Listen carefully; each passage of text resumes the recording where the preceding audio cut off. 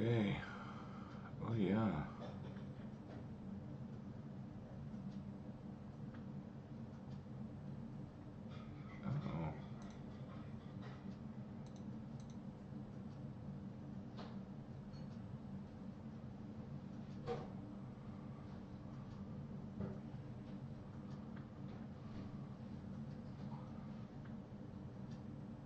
Oh. That's funny. uh, the countdown. The the countdown's not working. I love it.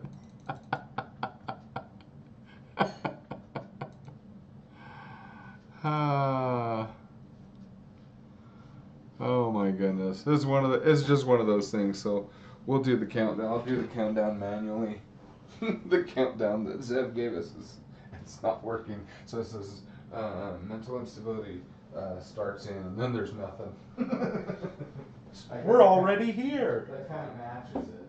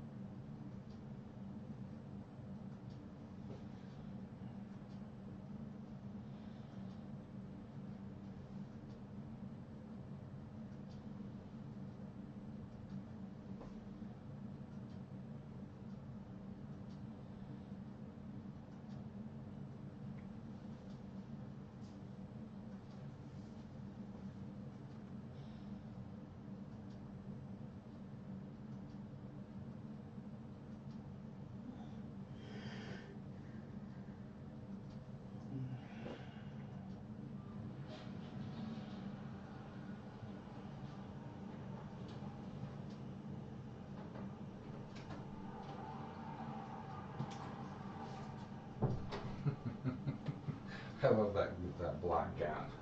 All right, I just love the black gap that starts in and the gap. Do the limbo. All right, we're just gonna go ahead. Good morning, mate. We're we're just gonna start this now. All right. Good morning, everybody.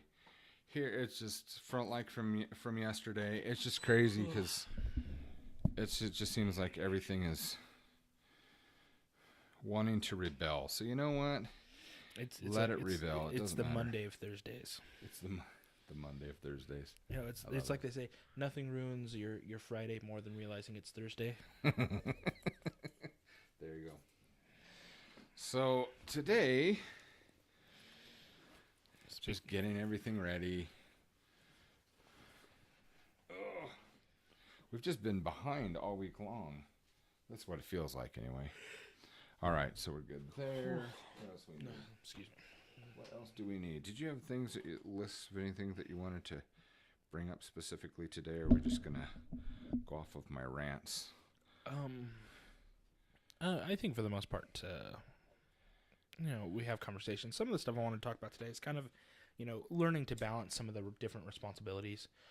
Um, you know, balancing work between, work, marriage, parenting, some of that stuff. Um, but but as I was talking to my mom about it, and kind of talking with my wife about it, I hate to say it, but a lot of it seems like you just make it work. Does that make sense? We Yeah. talked about parenting, and because there was an individual I knew for a long time, and he goes, you know what? He goes, I barely make ends meet. I barely make ends meet right now.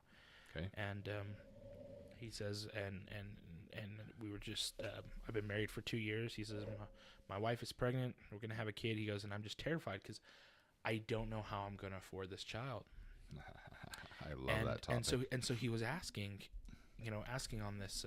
He was actually asking on Imgur, and this top-rated comment was just, they said and I'm paraphrasing. I don't know exactly. It was only like a sentence.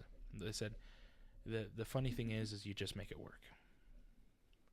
And the person went into further detail a little bit later on. They said the thing is that you just, so many times when the individuals say, I don't have any money, I'm barely making ends meet, then they have a child and they realize that they had a lot more than they thought they did. Yeah, they did. I mean, you have and the thing is, everyone goes, well, I don't. They might think that they have more, but I don't, but then they kind of break down. They're like, you find the money, you find the work, they said, and it's this kind of phenomenon in that you make it work, and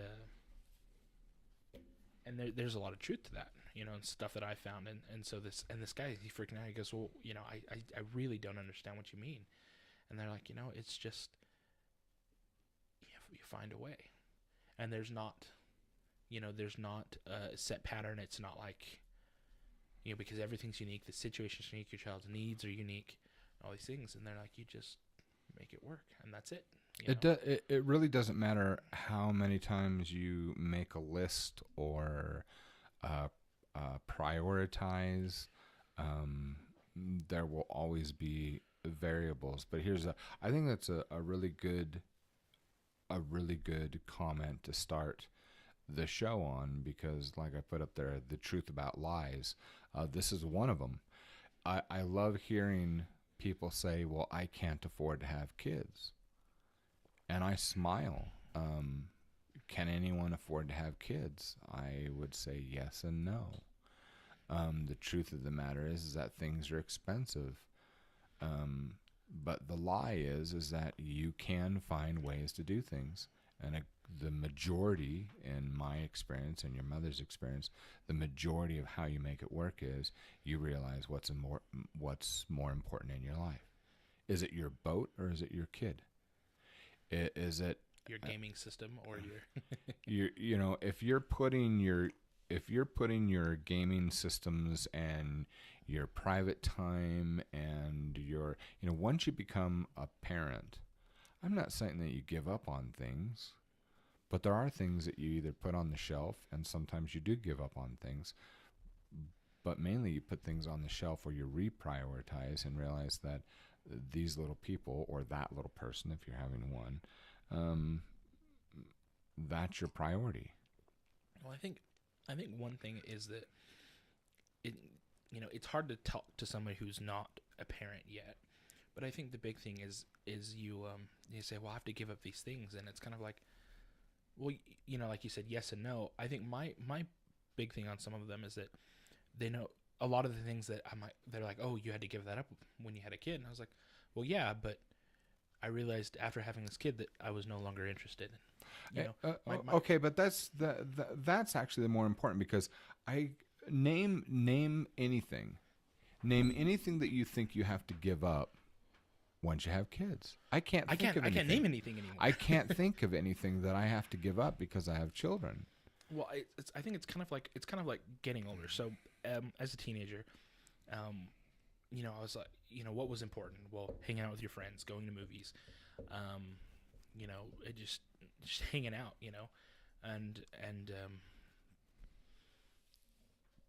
playing certain games, other things like that. And as I got older, and I stopped doing some of those things, they're like, well, when you got a job, when you got this job, you had to give up all these things. And I was like, I just wasn't really interested anymore.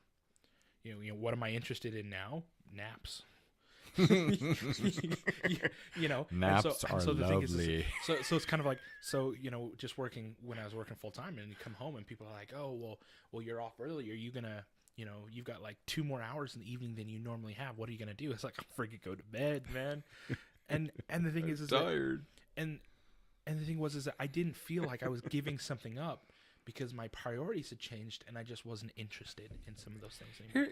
Here's the thing that new parents don't realize. Why would you think that you have to give things up? Reprioritize or rearrange things, yes.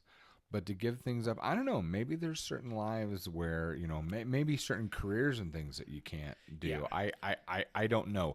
Mine and yours are not affected by it. In fact, we actually do better in our industry if we have children and we interact. So yes, diapers cost a lot. Yes, they do. But the thing is like the money comes from somewhere. You find it. And sorry. No, I was going to say, you find it. It is literally realizing that you have and actually have confidence in the universe that there is an abundance there around you all the time. I'll give you an example. It's like, let's take diapers. Let's take diapers, mate. So, we buy for, of course, we're not having, I'm out of diapers. Yeah, I got all the boxes that weren't being used. I just realized this. You bring up diapers. Guess what? My youngest boy, he just literally woke up one day and decided, I want to go in the toilet. And he's like, over a week, totally dry, going to bed. He's 3, totally dry, going to bed in underwear. No accidents, none. He even went out for the day, away from the house, no accidents. Tells mom or tells his sister or his big brother, I need to use the bathroom. They help him. This is awesome. I think that's I don't have to buy diapers for like 3 weeks now. Yeah, well the reason why is because we get we get cases. We go to Costco and we get full cases of I don't know how many diapers are in it, like 200 and something in there. So, but here's the thing. So we get a pack of diapers that's like $35. So actually, I think it's like 39 something. So it's just under $40. But here's the funny thing. All right, so let's say I got to do $40 case of diapers, and that'll last. I think it lasts about a month, doesn't it? Yeah. Depends upon their age. So $40 a month. But here's the thing: if I decide that I want to go out and get lunch while I'm here at the office. Well, it's because I rushed out of the house and decided that I didn't want to pack a lunch. So what do? I go here to the local burger place. Well, that usually for the smaller meal for what I get, it's like $10.24. So if I do that 3 or 4 times a week, which I do from time to time, in less than a week, there's your case of diapers. So the money exists there. It's just I need to allot it to the proper things. And not only that, guess what? When I do that and I'm thoughtful and this happens, I tell my wife, oh, no, there's no problem. I bring home a case of diapers. I tell her where I got the money from, show her what I've done. And guess what? My wife makes me absolutely fantastic lunches and has them ready for me to take to work. So to address your point, because my dad's completely right, but you said that's nice, but I was just thinking if babies need diapers, it's like they tell you to do it. So here's where that priority thing sets in. Your baby needs diapers. No one needs to tell you that you need to do it because you want to do it for 2 reasons. It stinks to high heaven. And a crying baby because a baby doesn't have a diaper changed is the worst. You got burn bum, you have rashes. And then what happens is if you don't change it, then the baby gets a diaper rash and a whole bunch of other stuff. You very much want to change this baby's diaper. Everyone kind of jokes about being a parent being like, oh, I don't want to change this diaper. No, that diaper's great. You want to get that off as soon as possible. That's your first skill set you want to master. and it's funny because before I had a kid, I was kind of like, oh, and I got to budget out and figure all that out. And then I have a child, and it was like, I'll just go get diapers. Like, it is what it is. It's no big deal. And like so it's hard to explain to someone who isn't on that side of the line, because being in a family with 11 siblings, and my sisters are having children, my mom's still having kids, and I still didn't get it, you know, and so me trying to explain it right now, I kind of feel almost that it's not that it's useless, but that it was a concept that, and hopefully you're smarter than I am, it was just hard for me to grasp that I could just make it work, and I was kind of like, oh, and I need to buy clothes for this kid, and I need to do this, and I started to stress out, and you know, and then just the other day I needed to get her shoes because her feet grow so dang fast, and I think it's really not big. I'm just gonna go get shoes. Like, it's, you know, it's not a big deal. It's not a thing that you, and I don't feel forced to do it because I look at my child and I think they need new shoes, and I think I just, if anyone's forcing me to do it, it's me. I don't know about force. Where's force? Well, Because like on a legal sense, so you don't take care of your... Screw the legal thing and people, because if you're not doing it because you love your kid, you're an ass anyway. That's not the point. The point here is this whole thing about forced. I think the only person that really would bring that up would be someone like you that's a babysitter and they don't actually belong to you. I don't think that anything's forced. And on the flip side, you want a perspective? Here's a perspective for you. You think you're being forced so that they're making you do it? Well, let me tell you, just don't get them diapers. Just don't do it. See what happens. Let's see how much time you spend on your knees with the little trail of feces in your carpet.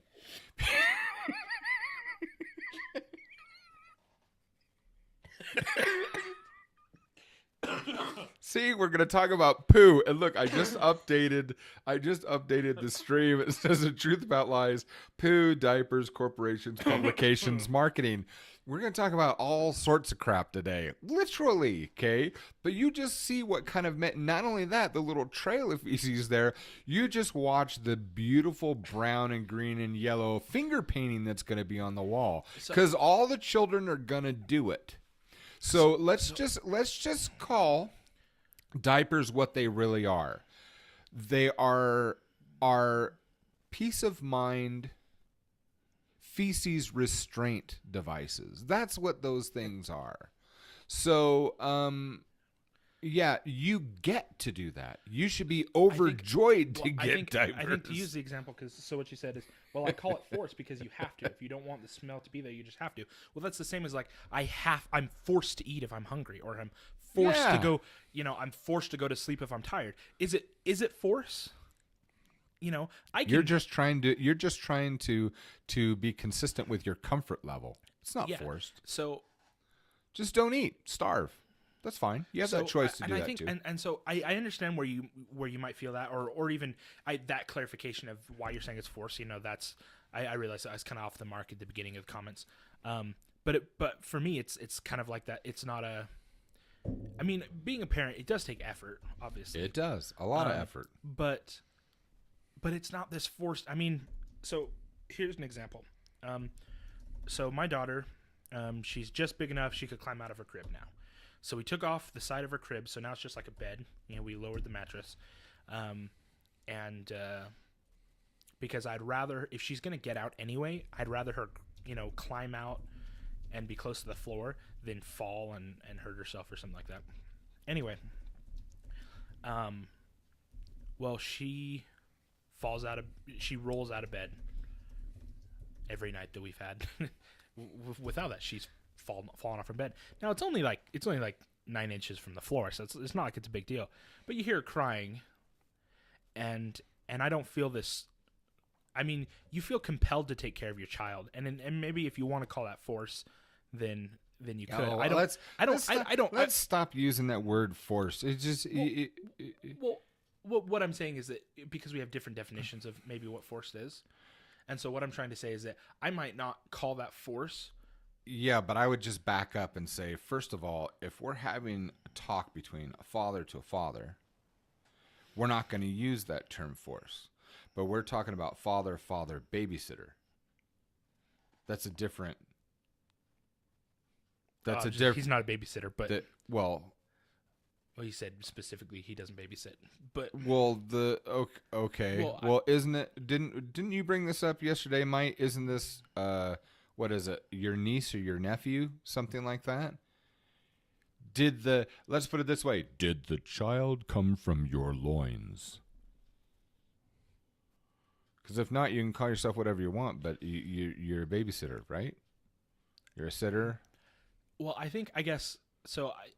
I think legitimately, there's kind of I want to quote Jordan Peterson. You know, Okay. every time they ask him about his personal views on religion, and he kind of tells him, you know, I can't give you an answer because if I say this, the reason I say this is because of this, and it links with this, and it links with this, and it links with this. He goes, and it's a whole concept, you know. And so considering with parenting, you know, even if we don't use the word forced, you know, you take that example with you could say I would just starve, but then my mom, you know, your mom says, how'd you put it? Your mom kind of gets mad at you every time you ask, when's the food ready? Or mom, I'm hungry. Well, the thing is that as a parent, you know, it all rounds out to you love your child, you care about your child, and you're compelled to take care of your child because, you know, let's using your mother for an example, she might get annoyed when you're asking for food. You know, if you, especially if you had denied to eat and then come back and wanted food later, you know, that might be annoying. But overall, she feeds you because she'd rather you be fed than hungry. You know, and even if that takes out of her personal time or her sleep or all these other things, it's something that she still does. You're old enough to feed yourself. You know, you're and all these other things, but there's this aspect of being a parent that it's you want your child taken care of. I'm thinking of Papa. when I was a teen, I think I was 12 or 13. I mean, I was complaining about food. I was complaining to my mom, to Nana, and you know, Nana's personality, just a very loving, patient, ever patient individual. My dad was so annoyed. He walked into the room. He was like, "You don't want to eat it? Don't eat it." He says, "My responsibility is to provide food for you and to put it in front of you." He says, "I don't have to make you eat it." He says, "And I'm not obligated to make you eat it." He says, "Go without," and he kicked me out of the room. So, well, I just think overall, I think that that the idea of being forced and even if we don't want to call it forced, whatever compels you to do that, like I said, things change once you're on the inside. Things change. It's kind of like relationships. You know, relationships with a spouse or a partner or whatnot. They always look different to the person inside than someone looking in. sure. You know, you can look at somebody and go, "You're spineless," or "Why do you let him?" You know. And you could say, "No, I'm being patient, you know, and then being considerate." Exactly. And on their side, they're, you know. And then you turn around and punch them in the nose and say, "See, I'm not spineless." But sorry, I was just going to say, so with the force, the way that I would look at it, just flip this around, and then I'm not going to use the word force anymore, is it's a perspective shift. Instead of saying that something forces me, to make sure that I look at the situation and I engage with my family in a positive manner, I always look at things as I get to. I love being in a store and finding out that, and this stresses a lot of people, a lot of my friends out, but like I could be shopping with Mom, and she says, you know, one of the kids needs a set of shoes. And I'm like, I thought we got them shoes. And of course, our male brain is like, I thought we bought them a new pair of shoes like a week ago. Sweetheart, that was, you know, last June, you know, 18 months ago. Right. Okay. And then knowing that I have enough to buy the shoes and say, haha, I was able to take care of that need for my child. And I feel exhilarated and happy that I was able to be a father and provide for my child. It makes me happy. And I think there are 2 points to that, because like there's humor and there's joy in it, but then there's stuff like, so my daughter needs shoes. I just got her shoes like 2 days ago, new shoes. You're gonna get a lot of shoes. I got her a Converse. Are you serious? Yeah, I'm so happy about it. Anyway, but that's my point. See how happy she's I am gonna about be it. out. She's gonna outgrow him in like 3 months. I know, but okay, I'll explain. all right. Anyway, all right. But so you see, kind of that. It's like I get to take care of my shit.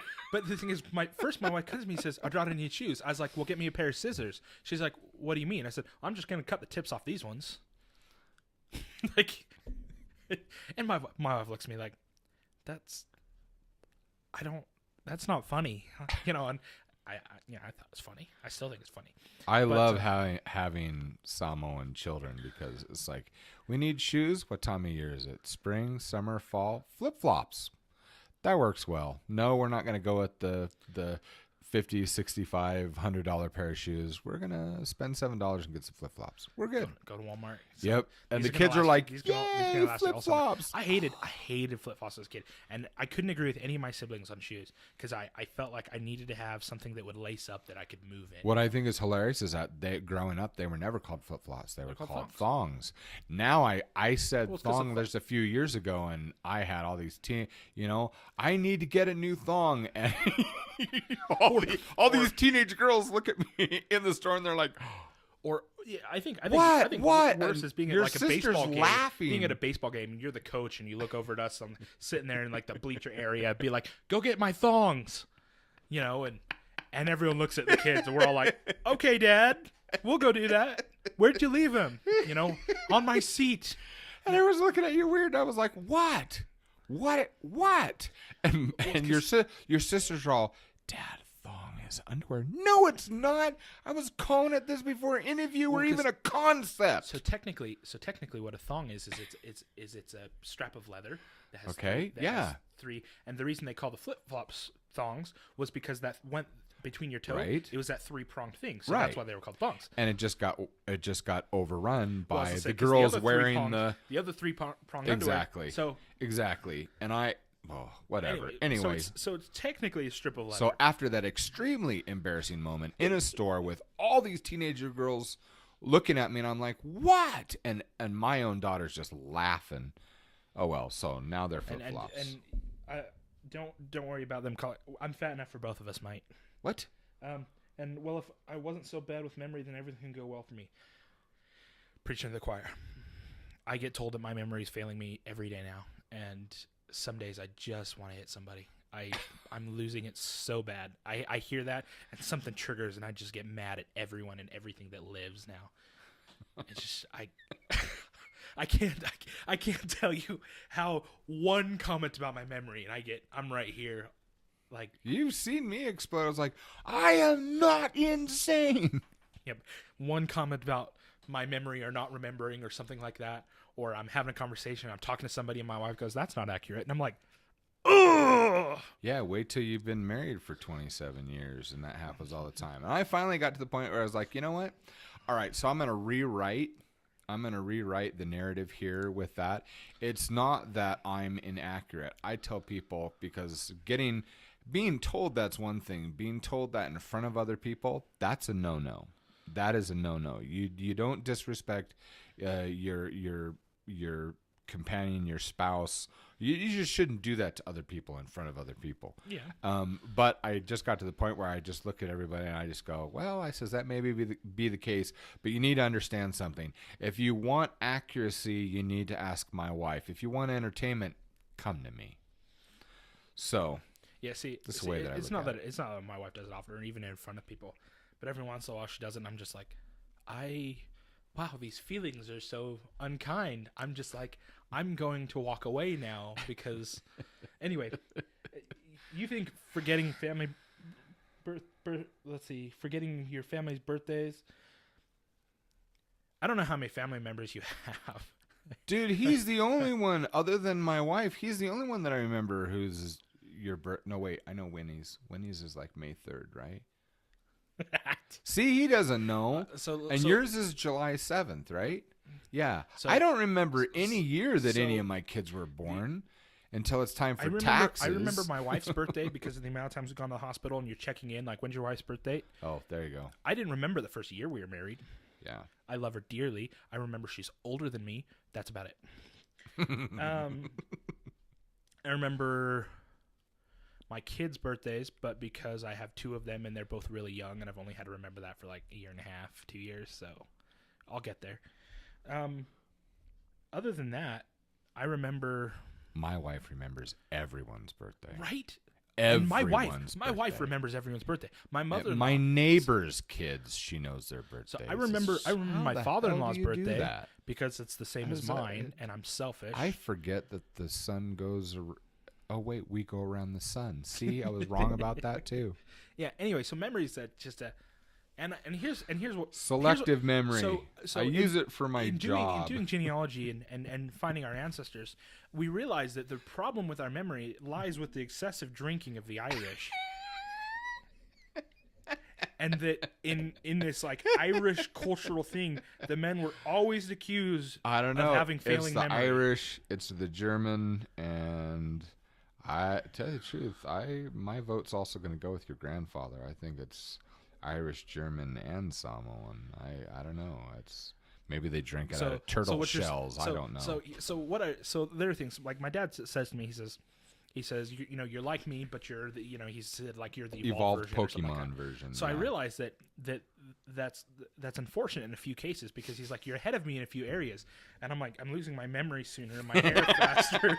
Like I'm like him, but all the things that are coming later in life for him, I'm getting early, and I'm just like, this needs to stop. You know, I just anyway.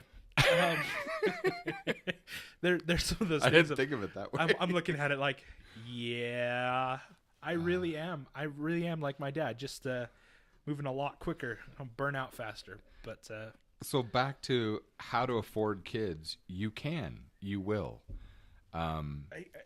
Here's the thing. I've never thought about it. I've always looked at your mom. Well, your mom's never questioned it ever. Here's the truth about the lie. The lie is you can't afford kids. And I can't tell you how many people, when I started traveling the country for work, and here we're in Utah, and I would fly out to Massachusetts, and I'd go and meet people. I'd go and do meetings with 500 plus people in a room with myself and a few of my partners. And afterwards, when we'd go to dinner or lunch with a lot, groups from these meetings, so many people that I met that were in their late 40s, early 50s, and the majority of the people that I met, they couldn't have kids. They were all adopting. And I said, well, why? And it was always the same story. They said, well, I thought that my priority was my education and my job. And then when I finally decided, oh, wait, I really want to have kids, they couldn't. And the funny thing is that you'll work. It's funny how the children, when you decide to have a family, opportunities open. You start realizing what actually works. Here's the lie. Here is you can't afford to have children. The lie that we get fed is society saying, no, you got to remember, they have to have designer clothes. They have to have the Xbox. They have to have, the ballet lessons and, play all these instruments, all these after school. Here's the thing. The truth about that is bullshit. No, they don't. Necessities of life, and then you work forward from there. If you're talking about a child and having food, clothing, shelter, love, and education. If you just start with a basic foundation there, you will find so many resources to fill in the other things in love as your child's developing for a well-rounded life. It's not difficult. Well, I think part of it is people kind of talk about a standard of living, like a certain standard of living has to be obtained. And if you don't have this standard of living, your child will be underdeveloped or depressed or have problems. So I'll give you experience of me. I've never had my own room before. All the way up until I got married, and then I have to share a room with a girl. Not a bad switch. My parents told me, they said even if we could completely afford it and give all our children their own rooms, we wouldn't do it. Never. And the reason why is, they said, because they're lessons learned when you're sharing a space that are important, and we want you guys to have that experience. Now, at least here in the U.S., there were individuals that felt very opinionated in telling me as a kid and telling my parents that they need to provide that for me for my growth and my development. And the thing is it was such a narrow point of view, because the things that I learned and the lessons that I have now, I hear people complain about space all the time. I don't have enough space. I don't have enough, and I'm kind of like, I think you're a wussy. Like you're want so, space? Take your ass outside. Well, part of it is that solved. See, parenting 101 is that I felt like individuals that complain, and I hear that consistently from individuals, and I go, I think that you're weak. I think that you're soft. And the fact that you can't deal with that, and that's such a big thing to you, I think that you're weak. And the thing about that is that obviously I love to have my own space. The point is, I don't feel like I need it, or that without it I'll suffer, I'll break down, or I won't be able to be myself. No, I learned to be a little bit more courteous. And here's the thing. I didn't get along with my little brother for the longest time. We would consistently fight, break things, each other's things, get into these massive things. Living together was not enjoyable. We just didn't get along well. But the lessons that I learned, and who I am now, I decided as an adult I would never give my child their own rooms, because it's so important, those lessons, and there's so many people that don't have it. We kind of talked about it a little while ago, earlier this week, about being entitled, about some of the problems that you're as a parent, or I guess as a child, that your parents kind of fought for you and you didn't have to earn something. And so now you're trying to figure that out. Well, some of these lessons were the reason that these lessons aren't being taught is because they weren't ever taught as a matter of curriculum. They were taught in a matter of lifestyle. These things that we go, well, no one knows how to do this anymore. That's because life used to force you to learn it. You were put in those situations. Using that word again. But allowed you to learn it. Well, it did. Instead of forced, let's say compelled, because you still have the choice not to do that. Because on the flip side, you're spot on. At least in my opinion, you're spot on. But we're talking about underdeveloped. You want underdeveloped. Look at all the people that are given what they want. They have their own room. They have all their toys and everything else, and they haven't learned how to communicate with another human being. They haven't had to share. They haven't had circumstances where other people in the room, when they ask for something, it doesn't matter whether or not they say please, someone said no. That happens when you are in close proximity with other people 24/7. You have to learn how to negotiate. You have to learn how to communicate, how to express yourself. And we have a lot of people in the world, in our society, at least here in the U.S., that are suffering from, this is not a knock with people, but of retardation, because they have been confined to the outside and being given. I brought this up, the difference between, for example, and we won't get on this with Zev, but because this isn't a religious thing, I just want to give just the best example I can think of. And I say, that the devil is not sustainable. God is. We're talking about with us, the influence with us. Because if you just look at religion, whatever religion that has devil and has God, you've got, and I'm going to focus on Christianity, you've got, the devil wants you to take it easy. The devil wants you to rest. The devil wants you to have all the splendor and comfort and all that. Well, guess what? That's going to breed weakness. It does. Whereas God's is sustainable. Why? Because he says you're going to have trials, you're going to have tribulations. But guess what? You can't know joy unless you've had sadness. You don't know that you're... I think that there's a quote that it said something like, and it's one of those stupid like Tumblr quotes or whatever, but I appreciate when it said that it said weak men create hard times create strong men, strong men create good times, but then good times create weak men. and it kind of goes in the Yeah, circle. in a circle. Yep. You know, and I can see so I want to use. So here's some examples. Okay, So I like my that. my mother, when we got in arguments as a kid, she would say, "I want you to say sorry." I mean, we've all had our parents go say sorry. Yeah. Okay. And, you know, as a kid or even as a teenager, your mother telling you to say sorry to somebody, sometimes it'd make your skin burn. You're just like, but I'm not sorry. And my mom, and so my mom kind of took a different tactic, and she, you know, and she'd say, you should be, and this is why. And so she was trying to teach us to kind of go outside our emotions for a moment and take responsibility for our actions. So then the other thing she'd do is she goes, it doesn't matter if you don't get along. It doesn't matter if you don't like each other. You will be civil, you will be kind, and you will work together regardless. So fast forward 15 years, I'm in the workplace. I have employees that are under me, that I'm in charge, that I don't get along with, I don't like. They're terrible workers. I have ones above me, the same thing. And oftentimes we get called into an HR meeting where they're like, we need to resolve this. And I can look at someone and say, you know what? I apologize. I'll do better. And they'll say, good. They get up and they leave. And then the foreman looked at me and he goes, I just want you to know something. He goes, I recognize your attitude, your ability to say sorry, your ability to work with them anyway. He says, and look how they just walked out. So I got a raise and a promotion. Over enough of those. And because he said, well, here's the thing. He says, it's not that you do everything right. It's that you can look at somebody, you can say sorry, and you can work with them regardless.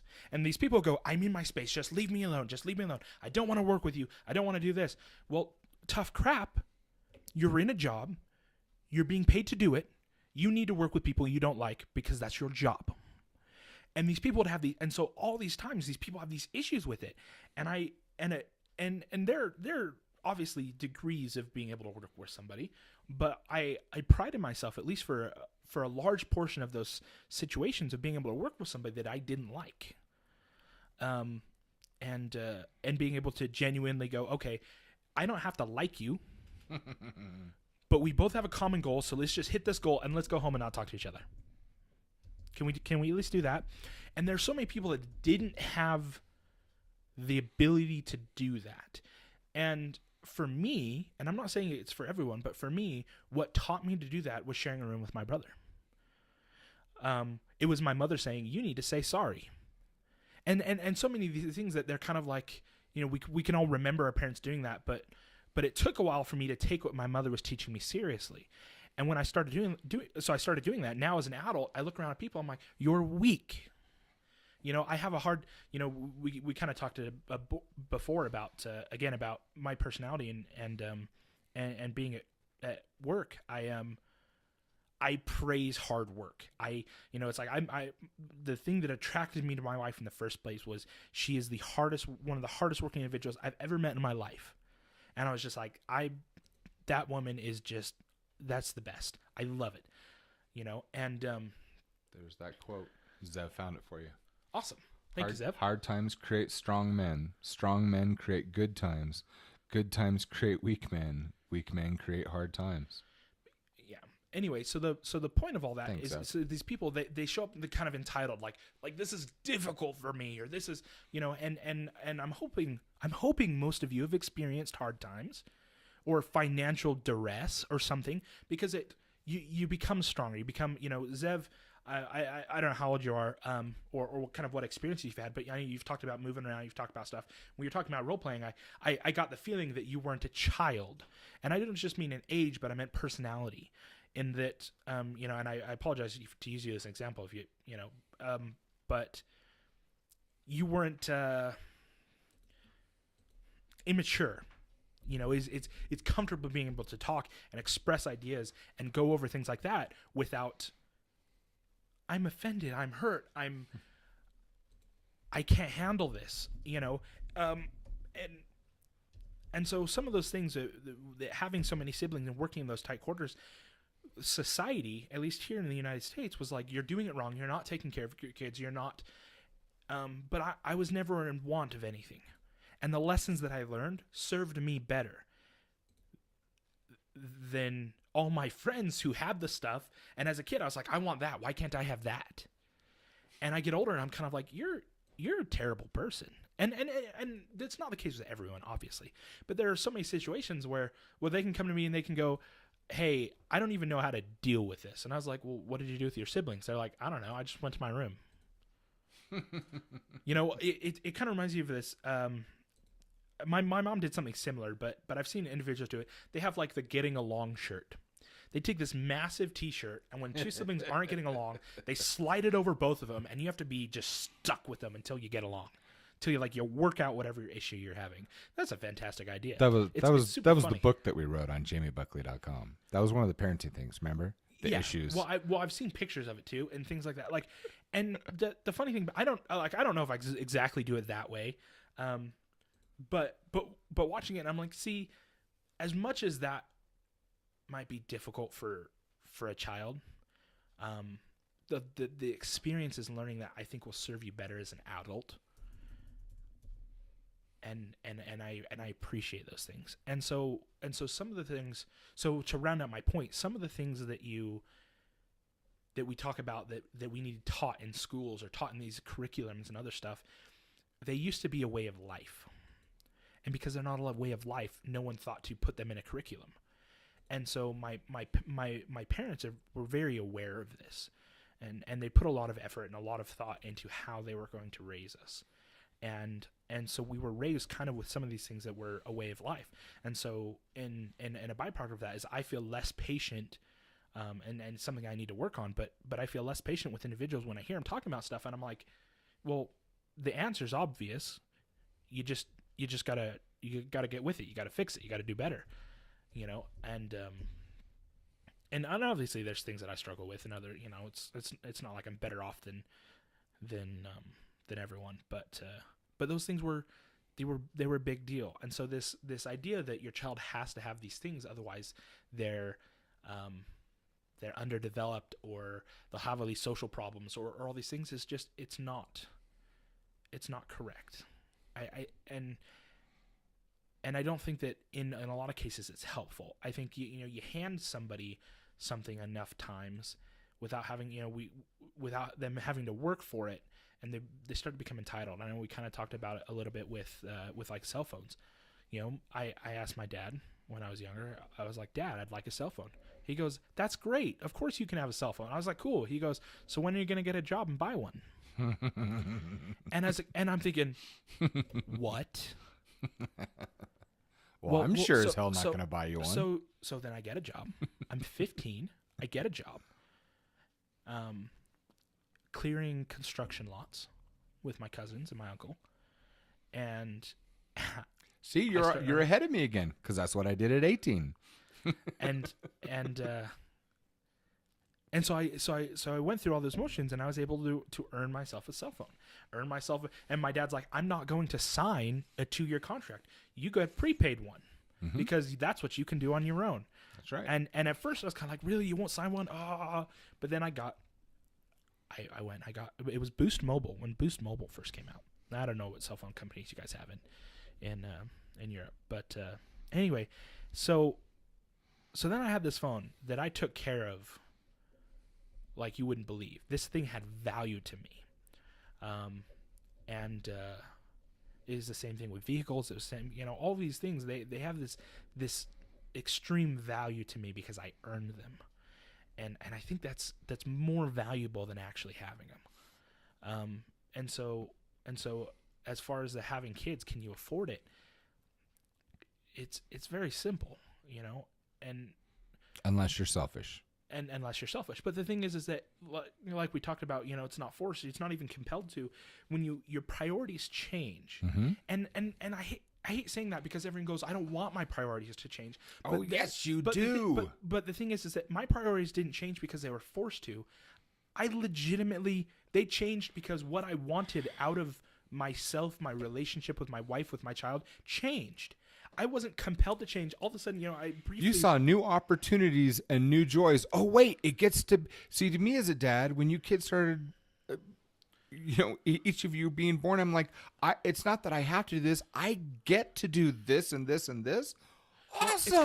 It's kind of like people tell you, living through your children, and before I had kids, I always thought that was kind of a retarded statement because I babysit other people's kids, and I'm like, I don't like your kids. I don't think this is cute at all. This is not. There's nothing about this being cute. And or you're in the park and you got some kid whining and you're just like, I just want to, like, close your mouth, or all these things like that. And I was like, being a parent sounds like it's this nightmare. Like, what is this? And how am I supposed to live vicariously through this? Now that I'm on the other side of that line, for example. I have a squirrel moment. Sorry, you do the like this. And I'm thinking of Joe. We won't do a last name, but I'm thinking of Joe. Like the little kid. We've got a friend. He's phenomenal. We love Joe. Joe's a good old boy. Like old fashioned. So he works construction. Old man. Tough.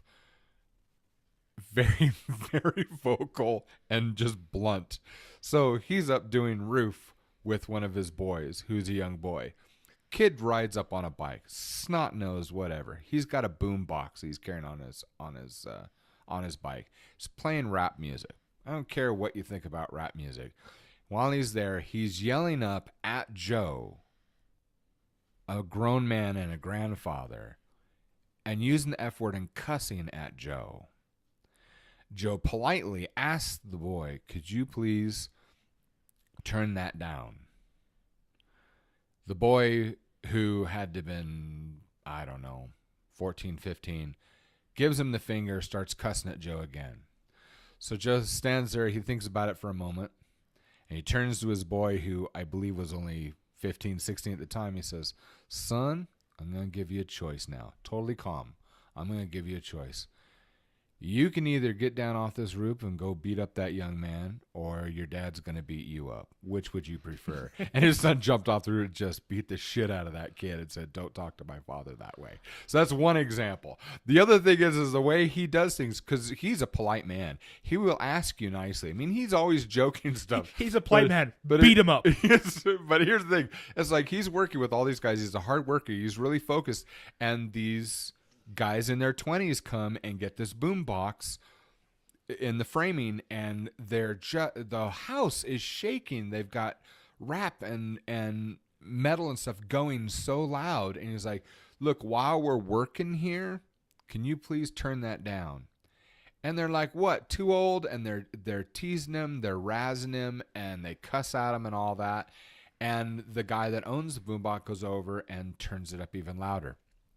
So Joe looks at everyone, watches everyone, picks up the nail gun, pulls back on the safety, shoots that brand new boombox 15 times with 16 penny nails. And when everyone's like, what the heck are you doing? And he goes, whoops, slipped. And he goes back to work. I asked you nice. So anyway, characters, different characters and perspectives. I have so many construction stories I want to get into. What people do with a nail gun that's not cool. Anyway, but going back to living vicariously. So in my house, the landlord doesn't allow dogs. I really like dogs. We're a whole dog family. I'm really big on dogs.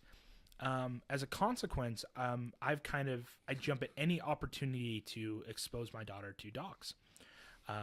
When she was a baby. So do I. Merry Christmas. Okay, I'm not gonna get into that. So, it's a noisy little shit. You know what? So for Christmas, he buys my daughter this dog because she knows she's gonna like it, right? He knows she's gonna like it. This little mechanical. I told your mom no. And she says, but it only takes 2 AA batteries. Wait. It takes batteries? Yes. Does it bark? Yes. Buy it.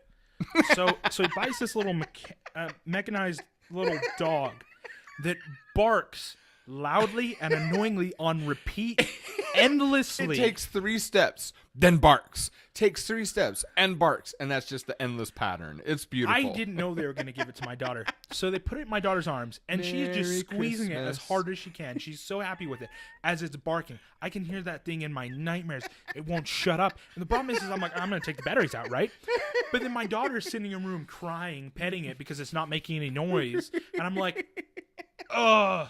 Is it? You want to know the reaction? It's kind of like Fine. if you've seen any of the Despicable Me cartoons, the youngest sister with the the unicorn. It's so fluffy. That's his daughter. Anyway, so that's her love of dogs, and I couldn't let that go. Anyway. So she loves dogs, right? Even when she was a baby, before she could do much, I would sit there and I'd put on like YouTube videos of dogs messing around, and I'd be like, look, it's a dog. I love dogs. So because we can't have a dog, like my wife has a fish tank, she has different kinds of fish and stuff like that. So we're at the pet store, we're picking up some more fish food, and we're showing her the hamsters and the parrots and the finches and some of the lizards, and she's enjoying herself. Then there's like this dog grooming station or dog haircutting station just beyond this. They've got this glass wall so people can watch their dogs being cut, things like that. She sees the dogs and just screams. I think something bad happened, right? So I turn over. I was pushing the cart. I turn over like, what's wrong? And she's just like, I'm so happy, just looking at these dogs just screaming. And she starts kind of jumping up and down, and I'm jumping up and down like, she's so happy, like, and she's screaming this joyous laugh, and I'm happy, and I'm like, look how happy my and I was like, oh, that's what they mean by living through your child, like, because she's so happy, I'm so happy. And I was kind of like, this is weird. No, it's the exact same thing that's happening with Roman. Okay, so Roman decided that he's going to be potty trained. He doesn't want to wear diapers anymore. Because like he says, no, I'm a big boy now, right? Have you noticed something? Have you noticed that he's almost always smiling and happy? I know not the after I haven't taken a nap time, because that's always a miserable time of the day. But most of the time, like when he gets up in the morning, he's running around. He's happy. He communicates in like pure joy. And I look at him and he's like, I have underwear. He goes, I have big boy pants on. And I'm like, does that make you happy? He goes, yes, I'm going to go outside and play, but he's always happy. And I'm happier now because he's always happy. So it's just interesting. So it's kind of like, I see her just jumping up and down, screaming. She's excited. So I start jumping up and down, screaming. What are we excited about? And it's kind of this odd thing. Like you wouldn't think something like that was possible till you're there, because like I said, I'd see other people doing it and I'm like, yeah, like, you're special, aren't you? You're a special parent, and then it's kind of like, I hated constantly being shown pictures of babies. I love children. I love babies, but these parents that are constantly like, look at my kid, look at my kid, look at my kid. And I was kind of like, okay, you're getting on my nerves. Well, it's just like me. It's just like me, according to my own, and I love the countless mommy bloggers that get pissed off about this statement. I'm going to make it anyway because I still think it's true. And that is you're a real parent now. And it's funny because I guess I shouldn't say real. Your training wheels have been taken off. Because when you have one child, yes, of course you're a parent. You're responsible for another human being, but it's still training wheels. It's practice. It's an animated doll that consumes your money, craps, and is selfish all the time because it needs things, and you have to, you need to provide those things. But here's the thing: if anything breaks in your house, you know who did it. There's no negotiating skills. There's no detective work that you have to do. But now you have two. Now they can plot against each other, because I'm thinking of you and your sister. They can now either plot against each other or plot together against you and your wife, and it will happen. And so you will have to refine your skills and develop new skill sets, because now there are new variables involved. And so your training wheels are your first child, and I consider you a real parent when you have two or more. And when you get into the big league, you need to have 6+. So that's just by my own experiences, and I have those experiences. So yep, I'm going to put those definitions on it. And if you don't have at least 6 kids, then shut the hell up. See, I don't agree with him, but I understand where he's coming from. That's okay. That's okay. I can say, and part of it is like, we talk about definitions. He talks about definition for a real parent. I felt like I was a real parent when, when you go through the roller coaster emotions of a child being in the hospital and trying to make sure they're okay and all this other stuff, and the love and the pain you feel for this other human being, I was like, here's the thing though, and I'm gonna back you on that, but I just look at it just slightly different. It's kind of like the thing of you're not righteous, they're wicked. That type of just that fine line, but it makes all the difference in the world. Is I look at that as an experience of being a father, not a general category of parent. Well, yeah, because that is, those types of experiences that you're talking about. There's a lot of people that don't have those experiences, which is kind of baffling to me. But I know people that don't have those experiences, and I would never ever, whether you have one child or 10 or 20, I would never underplay that kind of experience, because I'm not. And I'm not saying that you are. I just like I said, it's just different definitions of parenting, and it might change when I have more kids, and I'd like to have more kids. Reserve the right to change your answer when you have more new information. Yeah, of course. We're good. Anyway, so no more lights. Let's do it. I want to do a sidestep, because we're into what we're crap. It's been an hour already. All right, so I'm gonna do a sidestep. So another truth about lies: credit. so I was gonna blend into that in a moment. Okay, I was actually gonna transition. But before I do that, well, you should hear us off stream. Wait. Anyway, what was that? We can always we can always agree to disagree. I'm pretty sure, Zev, you'll never have any kids. That will be a woman's responsibility. So just perspective. So. All right. Okay. And thanks for the fluffy video. That's funny. I'm a big boy now. Childhood memory. So okay.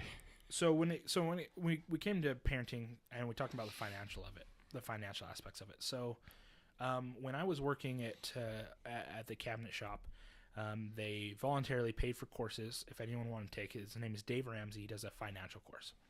And one of the things that was interesting is they talked about making your money work for you, and so a lot of the people at the end of the month, they said, I felt like I got a raise because I'll have more money at the end of the month, because now that I'm consciously paying attention to every cent, mm-hmm. I know where it is and I don't spend it as much. So in that, you learn a little bit about parenting and finding the money for parenting, right? Because I didn't even realize what I spent money on. I would be like, I'm on a tight budget, but was I? And some people are, anyway. But then he talks about things like credit, credit being the worst possible thing financially, and that, as you said, let's talk about the lie of credit. So his philosophy, and it's something that my parents kind of taught me: don't buy something you can't afford.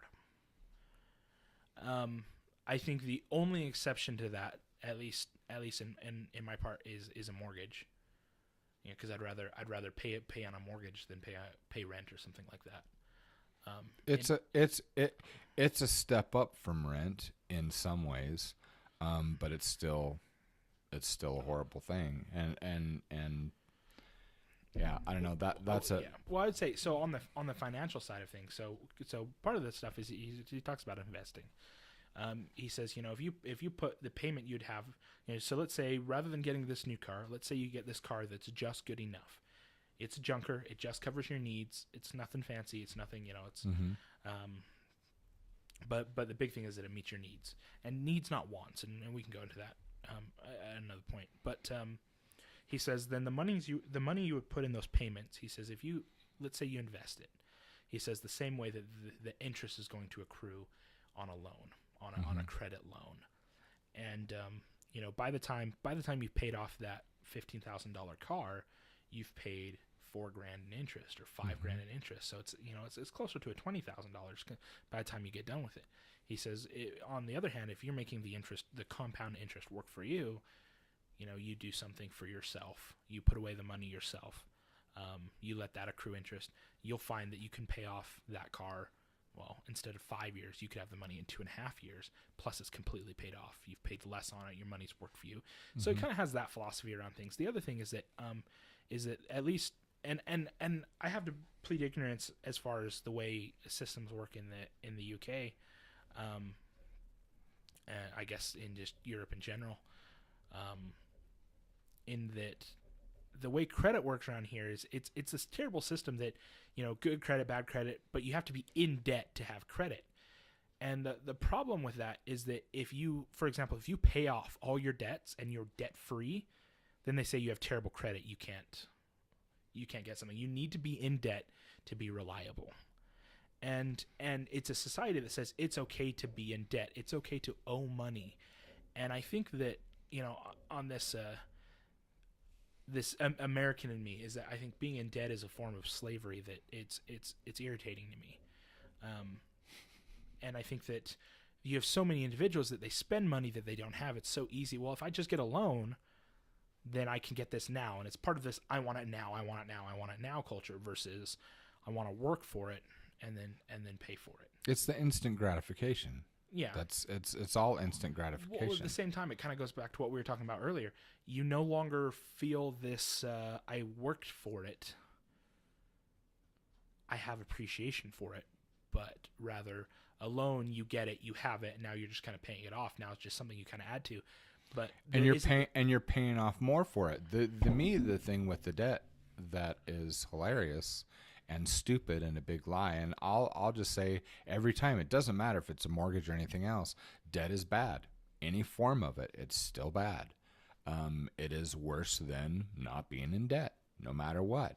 I had so many people. I mean, there was that time for a few years where I worked in the financial industry, and I was a noob, but there were some basic things that I understood, and I made 6 figures a year explaining this to people, which is funny because I was a head of a Dave Ramsey fan club, and I got on national radio with him and basically called me a stupid ass on national radio, and I was like, okay, well, I'm not going to support that fan club anymore. He's still not wrong, and he wouldn't hear me out what I was trying to do. I was actually trying to defend his point against the people that were idiots. Anyway, long story. So, but the thing here is this: is that with credit, the lie here is how important it is, the way that it is woven into society in every way, shape, and form in the United States. And the reason why is because, if your credit goes, what is credit? Your credit ability is your ability to get into debt to a certain degree. Because if I don't make a payment, then they call up and they tell me it's going to go to collections. Well, I can either pay it or not pay it. Okay? Now there are some people that don't, and I'm talking about can't, not won't. So I can either pay it or I can't.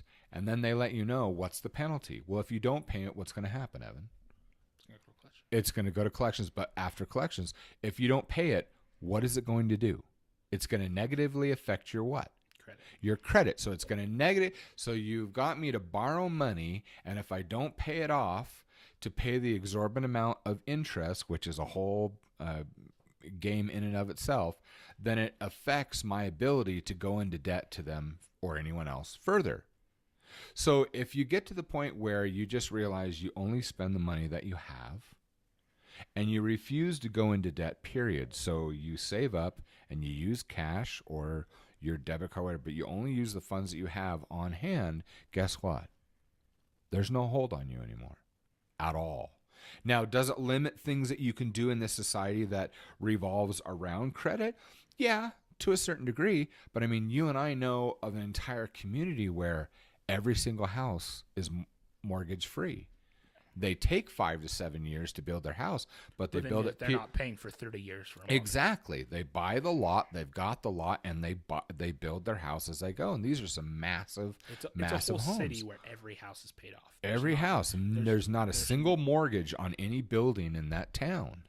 And it's amazing mixing with the people when they say that we're just not going to go into debt. And they're and these are like $500,000 houses. yeah, they're huge. And so it's funny that once you say, and I have with collectors, because for me, the biggest struggle that I've had with any of my bills has always been medical, not anything else. Don't own anything on my cars. We're renting our house. That is the challenge of being able to buy, having to get a mortgage. But everything else that we have, we own. If I go into debt, it's always been medical. You're doing great. You're out of debt. Life is good. You're building up a savings, and then a kid breaks their arm, or Nathan gets stitches for the 50 billionth time, or both my kids end up in the hospital. Exactly. And then my wife does. Exactly. Or me for the beginning of last year. I've never been hospitalized in my life. Next thing you know, I spent, 3 or 4, or I don't remember how many days I was there. I got hospitalized for the first time. 2 or 3 days after I get medical insurance for me for the first time in my life, and I'm in the hospital. What the crap? But isn't that insurance wonderful? Yeah. Oh my heck. Well, so I want to address a few things. So the first things I've said, well, mortgage or rent depends on your lifestyle. I absolutely agree, and I wouldn't ever advocate that someone go get a mortgage on something.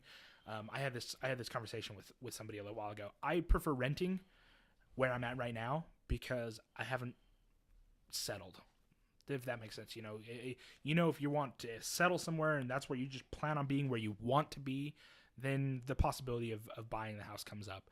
Otherwise, renting, there's some flexibility in renting.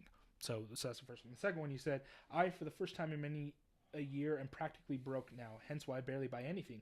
But the reason why I'm broke is because I saved for a few years and I went abroad to put all my energy there into learning, working, and gaining a hell of a lot of experience that'll help me later on in life. See, and that is brilliant. Absolutely. We're so right on. I mean, that's something that we would do. That's probably one of the best uses of money that I've heard in a long time. Spot on. So I think that's a wonderful example of exactly. And I like what he says. I'm financially low at the moment, and we're broke. We're not poor. I mean, the wealth of experiences that you had there, right? And the experiences and the knowledge that you've gained.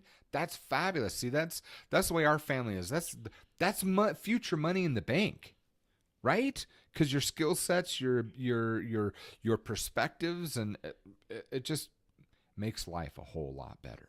So anyway, so then I want to point out a few things. The next one is, it's silly said, it's not that hard to stay out of debt, but it's easy to get into it with the wrong mindset. Absolutely, and that's one of the things. Totally agree. I know you guys talk about insurance. I am very much against government mandated healthcare. I'm against universal healthcare. I'm against having it in my taxes, and we could really get into that. It's something I very strongly disagree with. Yep. The thing is, so the thing that everyone wants to talk about universal healthcare and how it costs Americans so much. The thing that we have that's fairly common that no one seems to talk about, they talk about like health share. A group of individuals go, we're going to pull together and we're going to take care of each other. Mm-hmm. The reason I'm not in. So to just try to simplify this, because this could be, we could go on for hours, and I'd love to at some point, but I don't feel it should be obligated. I don't feel it should be forced for two very specific reasons. One, I don't feel the need to pay for someone else's healthcare, not in my taxes. If I want to help somebody, then I want to have the choice to help them individually. So QN. We have basically health sharing plans. I was going to say, the other side of that I'm against is I don't want anyone automatically reaching into my wallet. Other than my taxes that I am compelled to pay,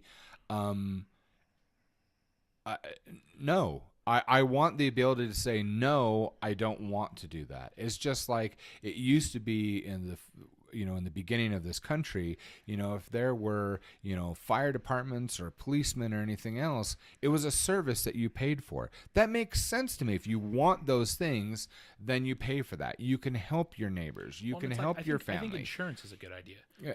I just don't think obligated or forced. No, I agree. Insurance and all that is a good idea, but right, it's not.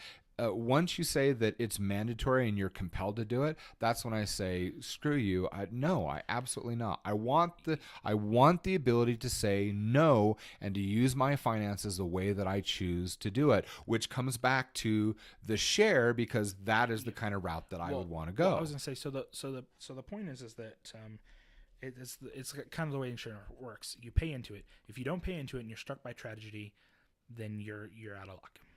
And the thing is then there are a few things. So everyone says, oh, American hospitals are so terrible because of how much it costs. So let's take the hospital that I take my wife and my children to. There's a big sign on the door. It says, we will treat you regardless age, sex, regardless of religion or your ability to pay. You will be treated and you'll be taken care of. Now, there are lots of situations. So when my wife first went to the hospital, I didn't have insurance. They wrote off everything because they said, we know you can't afford it, and we're going to write it off. We're just not. And there are a few reasons why, and it's because they're individuals that choose to pay into a program at the hospital, which helps to cover people that can't pay. And then the second thing is, so I would get insurance, and then so that was just the hospital. They take care of you regardless, and it's not this I'm dying, and they sit there, can you pay? They'll take care of you regardless. You get a bill later. But the other thing is that it's always negotiable. You can walk in and say, okay, well, this is what I have, and I've never met a friendlier billing or people that work with me than the hospital. The second thing is that they're the health. Or I guess part of the first one, the health sharing. The second one is that I want to be in control. And part of that freedom, I want the freedom to do it. And people say, well, it allows for greed. That's the problem with America, is it allows for greed. But I believe that that's necessary. If you're greedy, you're going to get slammed. At some point, that greed is going to hit you very, very hard. So, for example, I pay into a health sharing. Now, health sharing cost me less. So before the ACA, the Affordable Care Act here in the U.S., before Obamacare, getting into a health share or something like that was costing me $100 a month. Now costs me $450 a month, because now I'm paying for everyone's health care. And the problem that I have with this is that those are people who aren't paying into it. And I want the option to choose what I do and not be compelled to do it. And the other thing about this mandatory healthcare is that it takes away the freedom of the physicians. And what I mean by that is, if you say, this kind of goes into rights, what we believe is a right. So the stark difference between so many countries is that definition of a right. I'm going to take Sweden and the U.S. as an example. I could even do the U.K. They say the rights that you have are the rights afforded you by the government, and they could say these are your human rights, but they are the rights given to you by the government.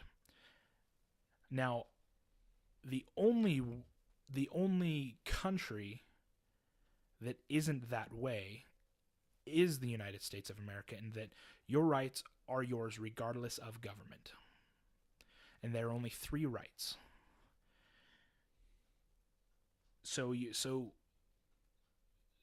there's that separation. Then they say, well, if healthcare is mandatory, then what happens is you have to force, if you say it's a right, well, then I have to force someone to give me care. So you take a doctor, and if I say healthcare is a right, and it's just a right, I get it, then that means that doctor has to give it to me, because someone has to give me healthcare.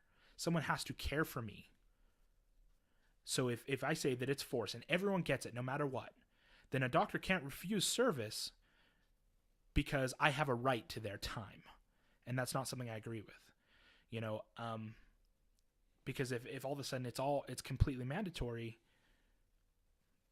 I have a right to someone else's time, and not just not just religiously, but I feel as politically, I'm very much against that. You know, I can't say I have a right to health care, so you as a doctor have to help me. And you also got to remember is that we're talking about this as a family that has had extreme health issues, life and death issues. Yeah. And I agree with you that I believe that it's not a right. It's not, health care is not a right. And frankly, I don't agree with any politician, anybody, if they say that health care is a right. No, it's not. So exactly. So and the reason we say it's not a right is because when we say a right cannot be given or taken away. Healthcare has to be given. Care has to be given. And so they're only you have a right to life. You have a right to defend your life. You have the right to the pursuit of happiness. You know, these things they can't be taken away from you. And our government isn't providing those rights. Those are ours. And you can say whether they come from God or they just come from being alive. The government's job is to protect those, and they're not doing that either. So the philosophy, the difference is where governments say these are your rights because we have voted and we are giving you these rights. Or in the case of a dictatorship, you know, I'm telling you have these rights. Right. The way it works in the United States is that they say these are your rights. They are yours individually, given you, and generally they say given to you by God. Your God-given rights. Mm-hmm. They cannot be taken away. They're innately yours, and that's the big difference.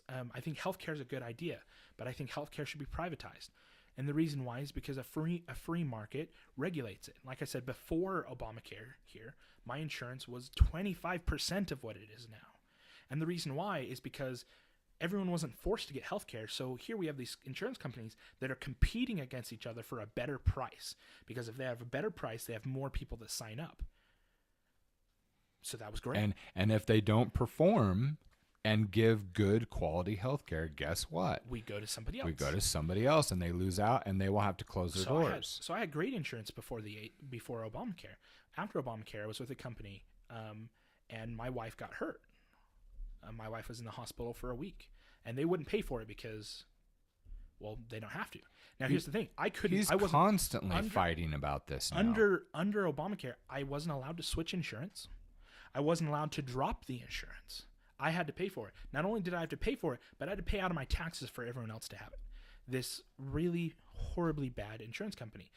Now, here's the thing: before Obamacare, they were struggling as a company because everyone was leaving because they're like, "You're crap." And when it became mandatory, you have to have it. So there are lots of things, and people say, well, just wait till you have a life-saving or life-threatening problem, or you're one of the few Americans, maybe you don't have to go to the hospital. In the past 2 years, between my wife and both of my children and myself, I've racked up a little over $200,000 in medical. Out of what I've paid out of pocket, a couple grand.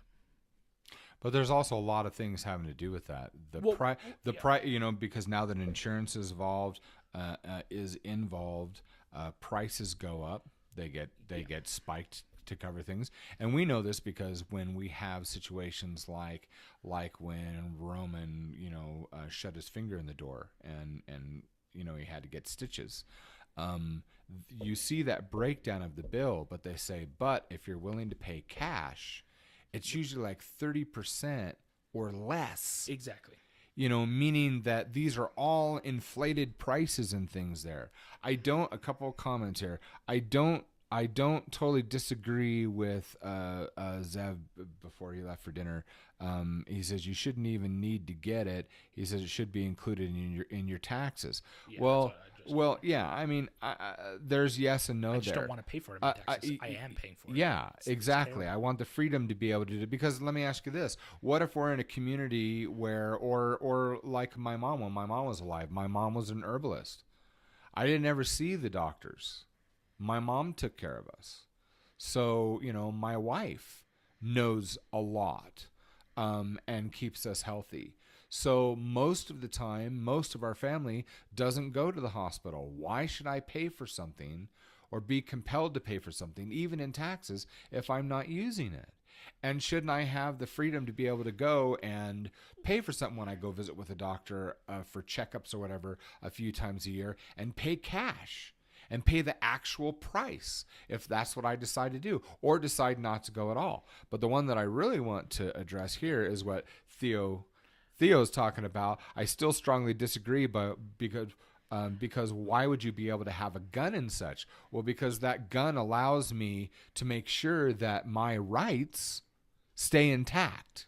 Yeah, so that's what I'd like to address. So specifically the gun. So because we believe that our rights cannot be given, nor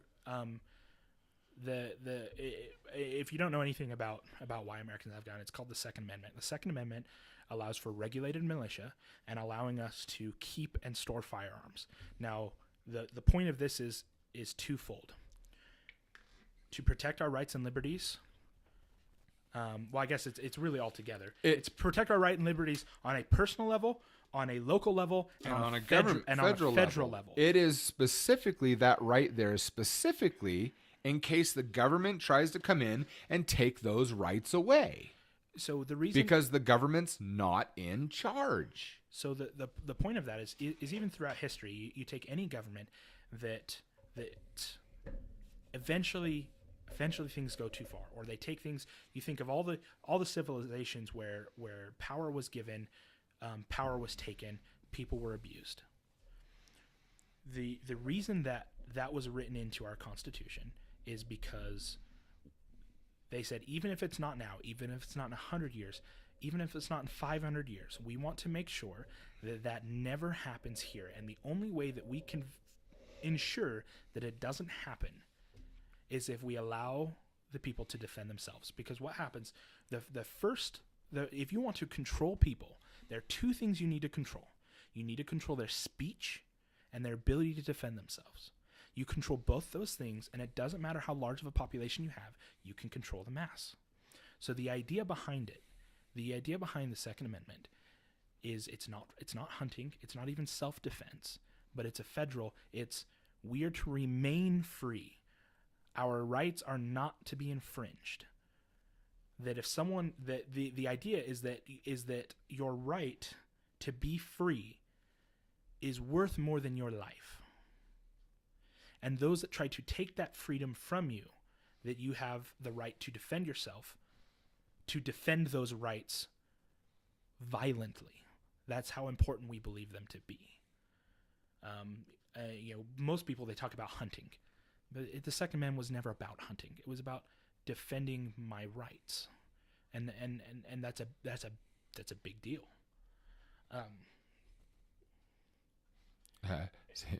Mr. talking about taking courses to see the consequences. I don't know. I don't think. Here's where I'm going to flat out disagree. I'm not saying that that's not a bad idea. That's not a good idea. That is a nice idea. I still wouldn't give a crap. In that, everyone has a right to, as long as you're not. If you have a criminal record, you cannot own a gun. You can't. You cannot. That's already law. It's already law. Okay. They're trying to get things that if you're mentally unstable, you can't get a gun. Here's the thing. That's already a So law. the only people that can buy a gun are law-abiding citizens, whether or not I've taken a course. Yes. Well, I was gonna say there are degrees, and you do have to take a course. So to buy a gun for me buy. I could go. Not to buy a gun. So well, this is just with buying a gun. I know. So there's a little bit wider of a thing. You can buy a gun, but in order to keep it on you, or to, for example, carry it into public, but his comment, the only thing that I was addressing here, I'm not arguing your point, but all that Mister's talking about is to have a gun. Well, I know. So, but then it also varies by state. There are probably, out of the 50 states, there's something like 30 of them that you do have to take a course before you can actually purchase a gun. Huh. That's new on me. Utah is not one of those. I took a course and I carried a conceal permit for, gosh, I carried a gun for 9 years. Of course, you need a background check. There's no way you can there's purchase always a gun without a background check. Yeah. And the thing that I dislike, because I'm a gun owner, I own multiple guns. We live in a community where every household has guns. When people say you don't need a background check, or the things, and especially if you listen to mainstream media in the United States, I don't know where the hell everyone's saying you don't need anything. Yes, you do. Because Theo. you absolutely do. You always have. Things are held until the check's done. And people say, oh, they're like, well, I can walk out of a gun shop in 10 minutes with a gun. Sure, because a background check, once you give them your license, once you give them your address, once you give them all the information, your social security, everything to run it, it takes 30 seconds. Here, I was going to say, if I showed up with my conceal permit and put that with my license on there, I can go out in a minute or two. Yeah, but the difference is that if anything happens, so a concealed carry permit, the ability to carry a gun on your person concealed, you have to have a license for it, at least here in the state of Utah, and almost every state you do. And it's a very, very intense course and training. Yeah, you have to be trained to carry. And they knew my underwear size by the time they were done. You also have to be fingerprinted. A whole bunch. Not only that, but the city and the area you live in, the police department has a consistent, updated hourly record of every concealed carry holder. Okay, that's one of the agreements to carrying a gun on your person, hidden on your person. Okay,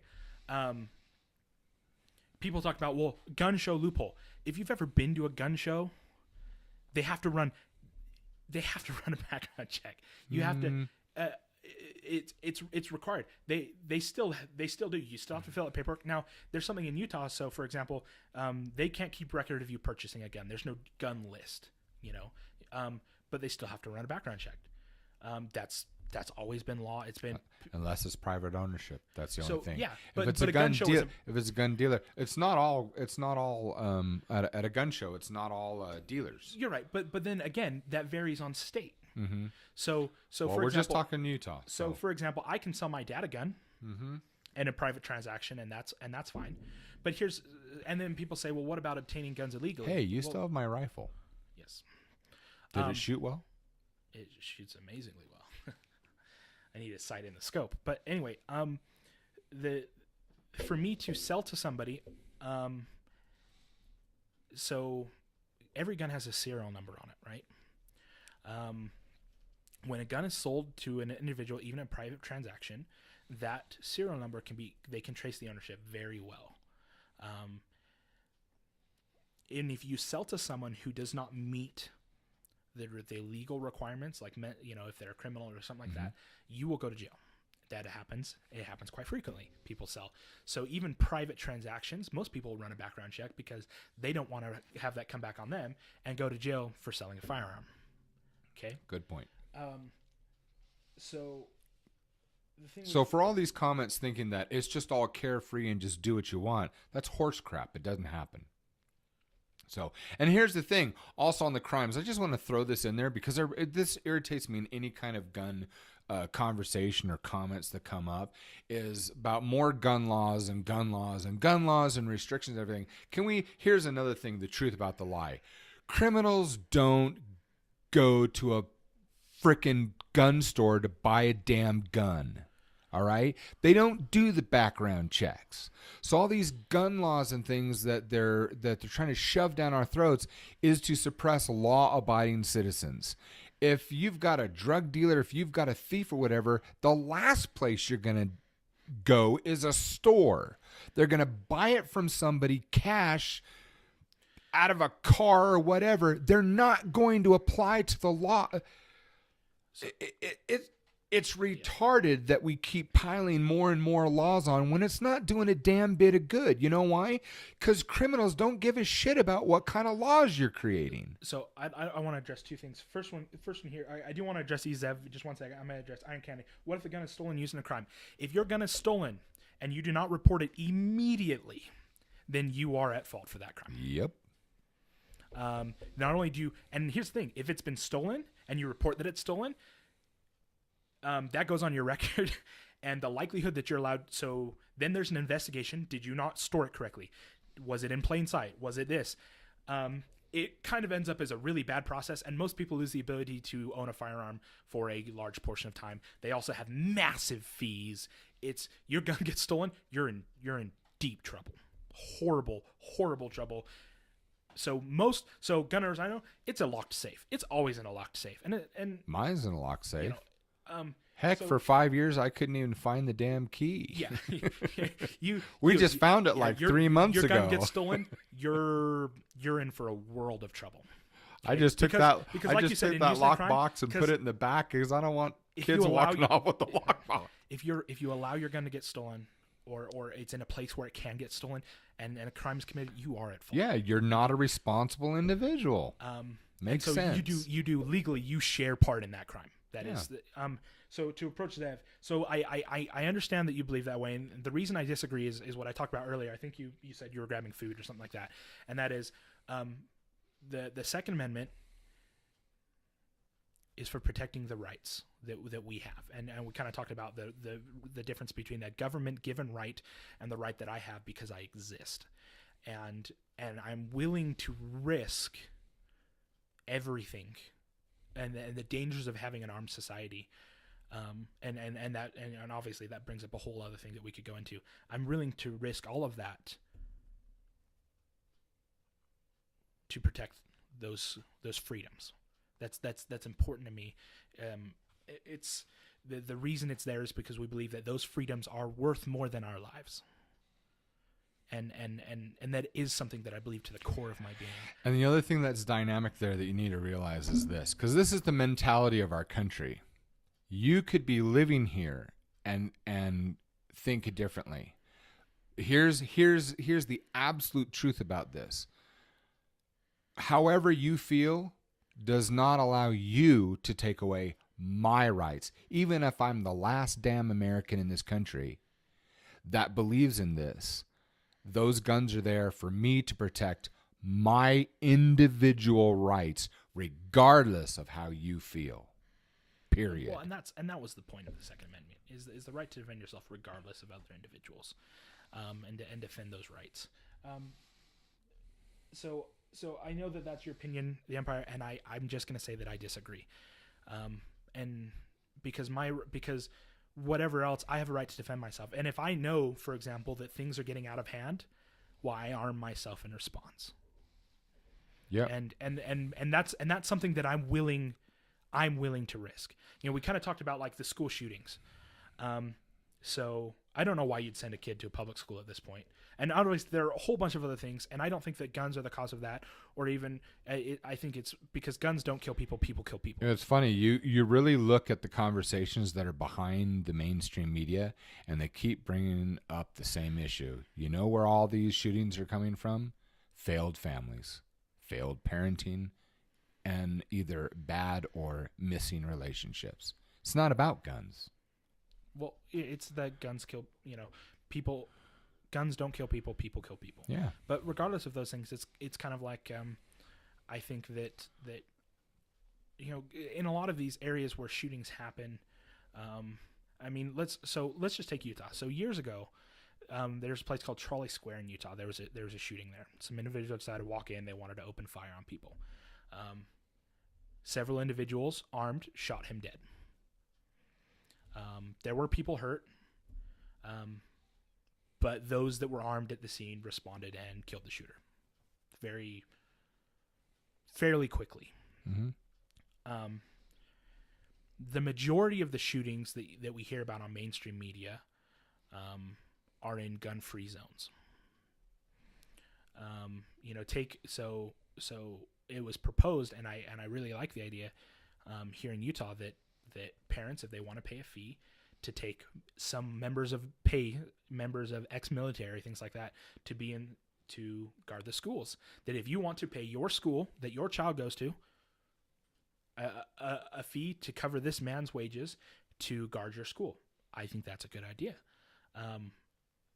There are lots of these arguments, but the overall thing is that I'm not willing to give up my right for those freedoms, to protect those freedoms. And the thing is that while every death is terrible, I don't send my kids to public school. and if that's a concern that you have, you know, whether private schools, other things like that, I can go on. I'm gonna stop myself. I can go on for quite a few hours, and maybe we will at another point. But the risk is acceptable to me, and I know that for myself, for my family, I will arm myself and I'll arm my family. And it's not a question of whether or not I think that my current government would infringe upon my rights, as much as, is there a possibility? There's always a possibility. Take any country, any government at any time that has the power or the ability to abuse that authority. The idea behind the United States of America is that it is a free country and it will remain free. And the only way to keep it free is to keep the power in the hands of the people. Yep. And if you live here, then you have to accept the risk that goes along with that. Yep. And that's something, you know, between my religious views, my political views, everything, that's an acceptable risk. And what can I do about, well, what do you risk with a shooter? I arm myself, because I have a right to defend myself against anybody. Yep. And that's kind of the heart of it. So I reserve the right to protect myself at all times and all places under all circumstances and from absolutely everyone. I reserve that right. That's why in a lot of instances I won't come to some of your countries. I just won't, because they restrict freedoms. And I won't. I'm not interested. Just not interested. So respect your guys' views. You live in a different place. You've also been brought up with different circumstances. And these are things that we're not willing to compromise on. Absolutely not. So anyway, and last thing with Misters, one thing I also don't agree with is the whole school shooting happened that could have been prevented if more people had guns. Well, here's the thing. It wouldn't have made the whole... Here again, this is the truth about the lie. That wouldn't help. Do you know why that wouldn't help? Because it doesn't make any difference. If it's a public school, you're not allowed. If you post anything, I can be a business owner and post a sign in my window that says, guns not allowed on the premises. And by law, even if you carry, you cannot come into my place of business with a concealed gun. All public schools, as far as I'm aware of, at least here in Utah, and as far as I know anywhere, federal or government ground. Federal or government ground, you can't carry a firearm. So this whole thing, this is where I'll agree with you, but there's a caveat to it, is that that's a stupid argument because it can't happen. Nobody can have guns on public school. They can't. But here's the thing, I also disagree because it's not the guns. It happens to be parenting and relationships with your kids. All these people that did it were freaking messed up. Here and here. You don't see the kids that are loved and adored and encouraged and that have good social connections shooting anybody. So that's... So I agree. So 2 points. The first one, Zev, as far as America isn't a country of freedom, however, yes, it is. Is it complete freedom? No. It does complete there freedom. Isn't anyone that has complete freedom. Controlled anarchy? Yes, you are correct. I do agree with you on that. But that's also a much deeper conversation. As far as for Mr. Worse, sure, you can arm your family, but please wait to an age where they understand the consequence or teach them what happens should they pull the trigger and hit something. So here's an example. I didn't own a firearm till I was an adult. My dad was not okay with me owning a firearm. Now when I was a kid, and he had this handgun, and he showed me, he said, the reason, and I wasn't even allowed to play with guns as a kid, fake guns or things like that. He said, Evan, this is an instrument for killing. I'm not okay with you playing with it. I'm not okay with you having one. Because you don't understand these consequences. And quite frankly, you're too irresponsible to own one and to care for one. And I won't allow it. And I agree with my father completely. I will take, as my children get old enough, I will take them out shooting with me to show them the consequences, the effects, and the purpose of the firearms. it is unlikely that they will own them while they're in my house. There you go. Because I take so just so you know, my personal view on firearms, I'm very big. I'm in a large support of firearms. Carrying a firearm makes me emotional because knowing and understanding the consequences that would happen if I have to draw this firearm is a very serious and very solemn thing. And in order to carry a firearm, I needed to understand. I needed to have a place and know that I'm ready for this. That I'm ready to do that. Another good example is my mother. I bought a hunting rifle for my dad. My mom won't touch it. She says because every time she puts her hands on a gun, she breaks into tears. She says, I know this is an instrument for killing, and it's just not something that I can do. And here's the thing. Here's a few things, and then I want to switch the subject here. Okay, a couple things. First of all, comment to Theo. Here's the thing. Yes, but in public schools it also happened. You're right. And here's the point. Again, Theo, that was a crime. The person didn't give a shit about the rules. We're done on that. Yep. Number two. When it comes to guns and everything, I own guns. Do I use them? Heck, I've had that gun now for what, a year and a half at least. I still haven't fired the rifle that Evan gave me. My handgun's been locked away for 5 years, 6, 7 years now. And I just got it out the other day because I found the key. I lost the key. For the record here, I was trained extensively how to end a life without ever using a gun. And that is there for specific reasons. And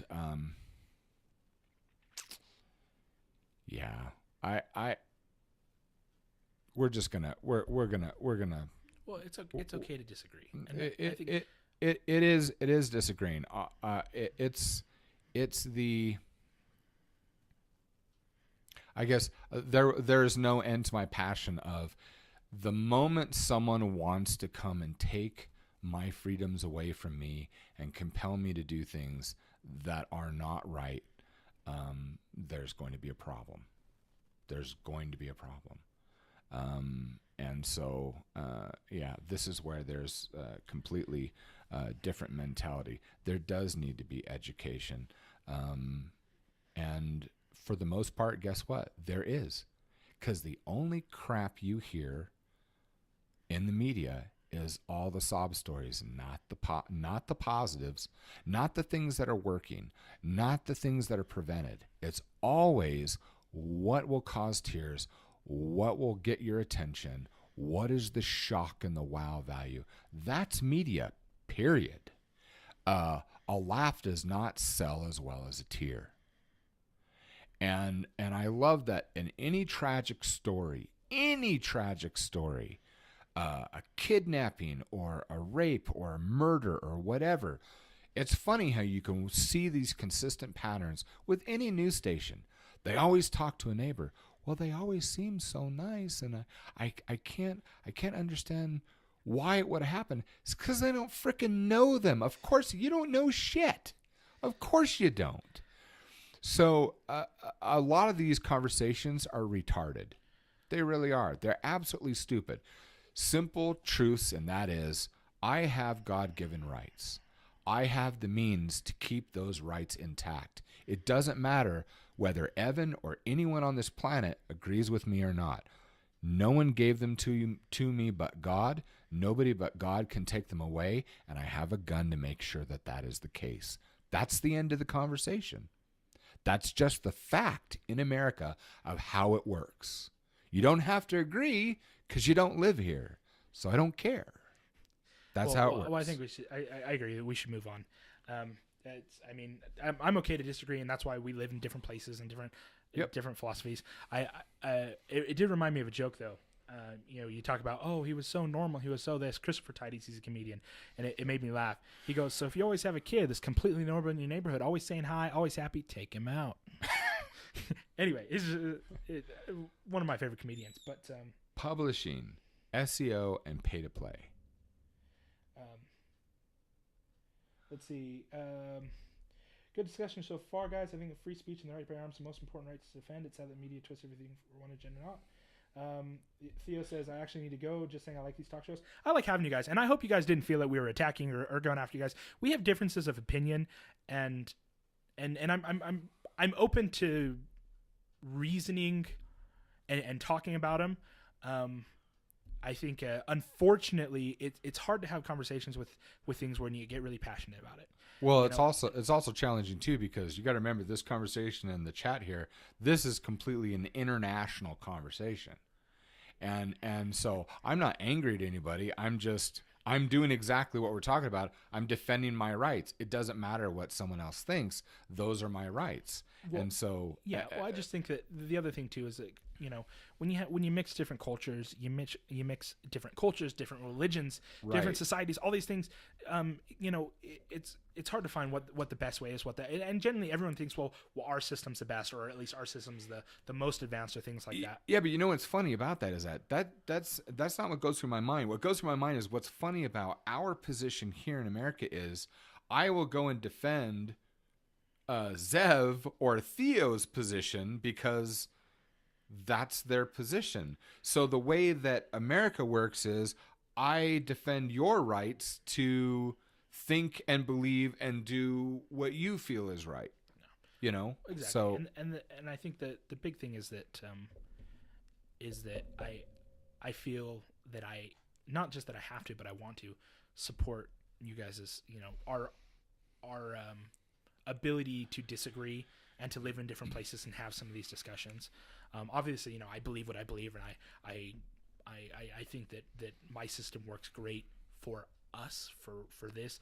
I can also plead ignorance because I don't know how I don't know how things work in the Netherlands. I don't know how things work in the UK. I don't know. I don't either. And there are lots of other things that revolve. There are only a few things, like I used Sweden earlier as an example. I can look at basic laws or maybe Wikipedia and kind of get a general idea of things. But as far as society and culture, we don't. And the other thing is, it's hard to judge things by popular media,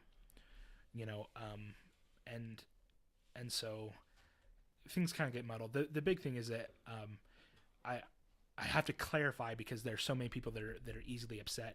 I don't have anything against people that disagree. We might disagree in ideas, but take Zev, for example. We might disagree on the philosophy or the idea or the principles of these, but I might take issue, for example, with his opinion on healthcare, but I don't have any issue with him. Quite frankly, he's been very kind, very nice to me, and I like him as an individual. We might disagree, but so I just don't want to clarify.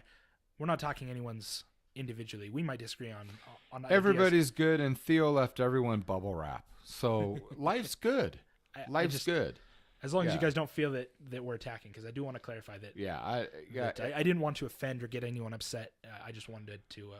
There were differences in opinion, but but not individuals. I'm fiercely passionate about most things. So you guys are used to me acting and speaking that way. In my art streams, boy, someone gets me going on a subject and I'm drawn away and just sometimes yelling, wow, what? Let us know how you feel, Jamie. I think part of it too is like, so Buckley, specifically I'll say our clan of Buckleys, our breed of Buckleys. Yes. We're a little bit more confrontational. We're big enough to be a clan now. We're a little bit more confrontational, and we're sure as hell a lot louder. Than a lot of individuals. And oftentimes probably not louder than Zev, though. I've heard him. Well, and I think it's one of the things I like. I think that we're also an emotional bunch, and so we tend to get really involved, and it tends to come off stronger than maybe we mean it to be.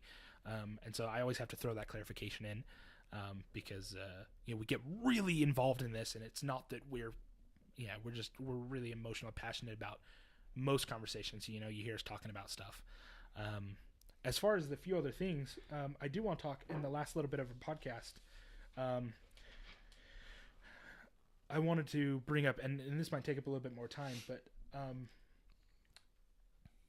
we talked a little bit about parenting in the beginning and kind of the things. And one of the questions that was brought up that was brought up to my dad was, what helped you heal from a terrible childhood? Oh, we're back to those questions at the beginning of that was last week. It was, but I still have them because I Okay. think they were worth answering. So if you mind if I just give an opinion and then I'll Okay, and then let you you go re-ask me the question. That works. and that is defining terrible childhood. Because did terrible things happen during childhood? Yes. Yeah, I didn't have a terrible childhood. And I'm just looking at my own. Were there things that were horrifying? If there are things that I still have to work through as an adult, things that scar you or things like that, yes. But did I have a terrible childhood? No. It's because the way I look at it is everything that everything that I am is because of what happened to me. And I know you hear people say that, but to put it in a very real sense, if I didn't go through the things that I did, have the hardships I did, have all the struggles, I wouldn't have ended up at the cabinet shop when I did and met my wife. I can say that those struggles directly put me where I met my wife. And if I had to go through all those struggles so that I could meet my wife, I would live with those struggles on a daily basis. Yeah. I would live with those horrors, those terrors, because they led me to my sweetheart. They led me to my sweetheart and now my two beautiful children. So sure, there were things, but everything kind of put me where I am, and where I am is good. And I have to be thankful for where I am. And you could say, well, you could have been in a better place now. But if you ask me, I don't want to be in a better place because I love my wife and I love my children now, and they're the best to me. There is no better, Anyway, so I'd like to hear your opinion on that. Okay. Ditto. I'm done. It's exactly the same because it's the did I have bad things happen to me growing up? Oh hell yeah, I could give you a list that would fill part of an encyclopedia, but that's not the point. The thing is, it brought me to here. And it's funny, I've had people say, even your sisters have said, well, Dad, if you could have thought or done this different or that different, even they said, hey, what if you started writing Wanted Hero like 20 years ago when you're 15? I still said no, because I don't know if that mentality would have me shift in such a way that I never would have met your mom. If it's anything where I don't meet and marry your mom, not interested. There's no way in hell I would jeopardize that.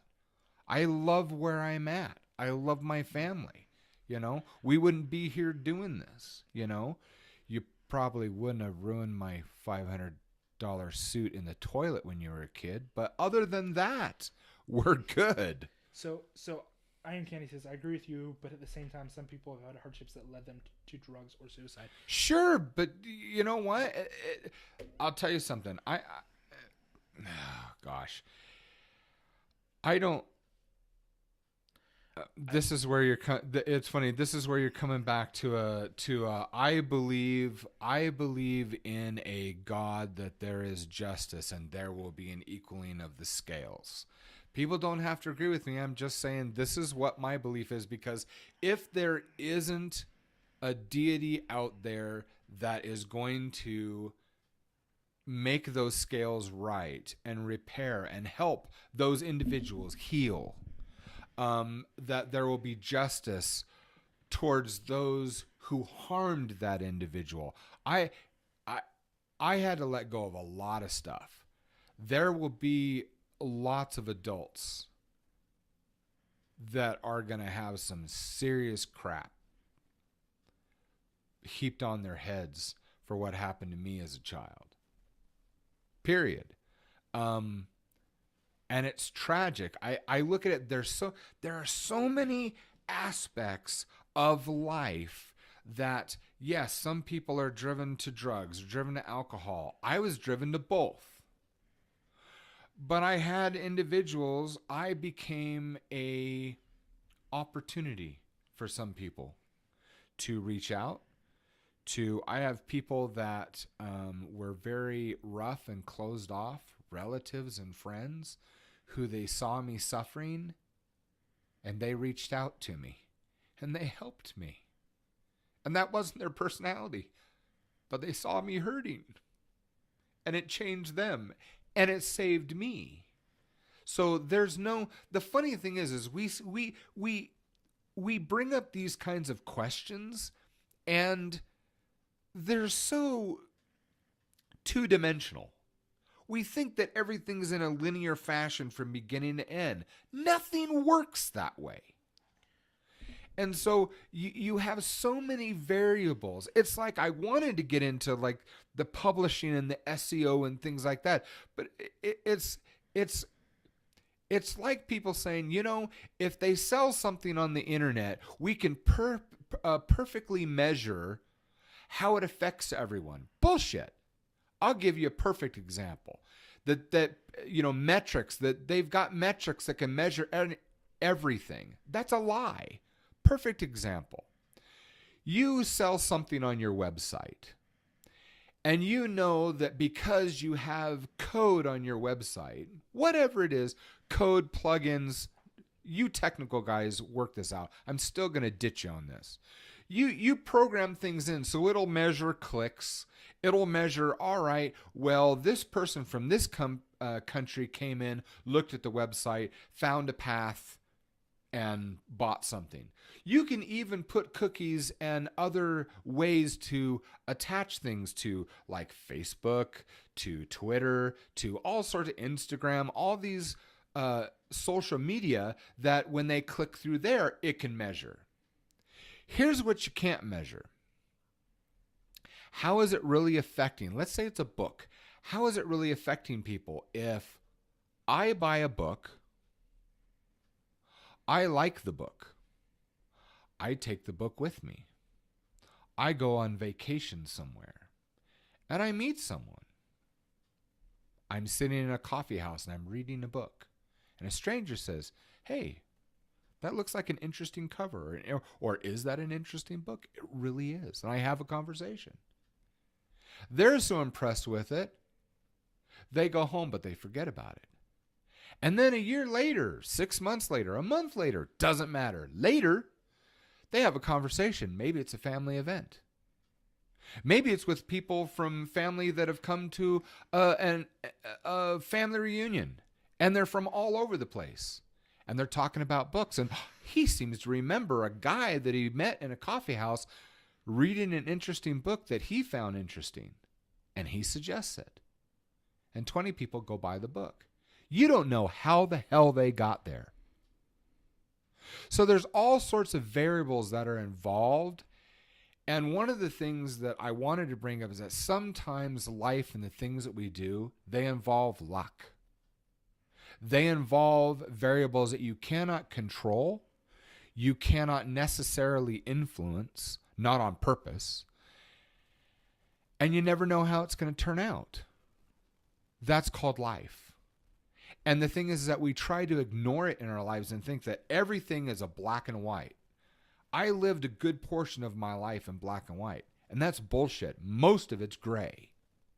And you have to weigh and consider things at the time, according to the circumstances and according to the people that are involved. So there's a lot of instances like, well, some of these situations will cause someone to go to drugs and go to alcohol. You're right. That's sad. Next subject. Or I say, did you reach out? Do you know someone like that? And if you do, then I would say, did you reach out? Did you try to help? Did you try to get them help? Do you give a shit? There's so many variables instead of just a plain question. It's not a simple situation. It's not a simple answer. Well, that's why I think it's important to define a terrible childhood, and so because I agree with what Zev was saying and what Iron Candy was saying, and that's whether or not you had a terrible childhood is how you defined it. I agree. Because you can take someone that might have been led to drugs and suicide and all sorts of stuff, and you can take people that are in similar situations who have advanced beyond that. I found religion and happiness, so I'm just so I was gonna say so using my dad as an example, and Zev, you mentioned that situation where like kids are abused or neglected or things like that. Those are familiar things to some of us, and not to go into any details or anything like that. But regardless of those things, I can look back on my childhood and I can say it wasn't terrible. Now, did terrible things happen? Yes. But I think whether you define it was terrible is how you've dealt with it. So when you talked about, Zev, when you said that that often at such a point there's both the import of the person of interest to accept that their past isn't going to change, coming to terms with it, and finding ways to move forward, and to those around that person, help them, support them, and be open and understanding to their troubles. And that's exactly Perfectly said. where I agree. Me too. In that, is it whether or not I say my childhood was terrible is how I'm dealing with it.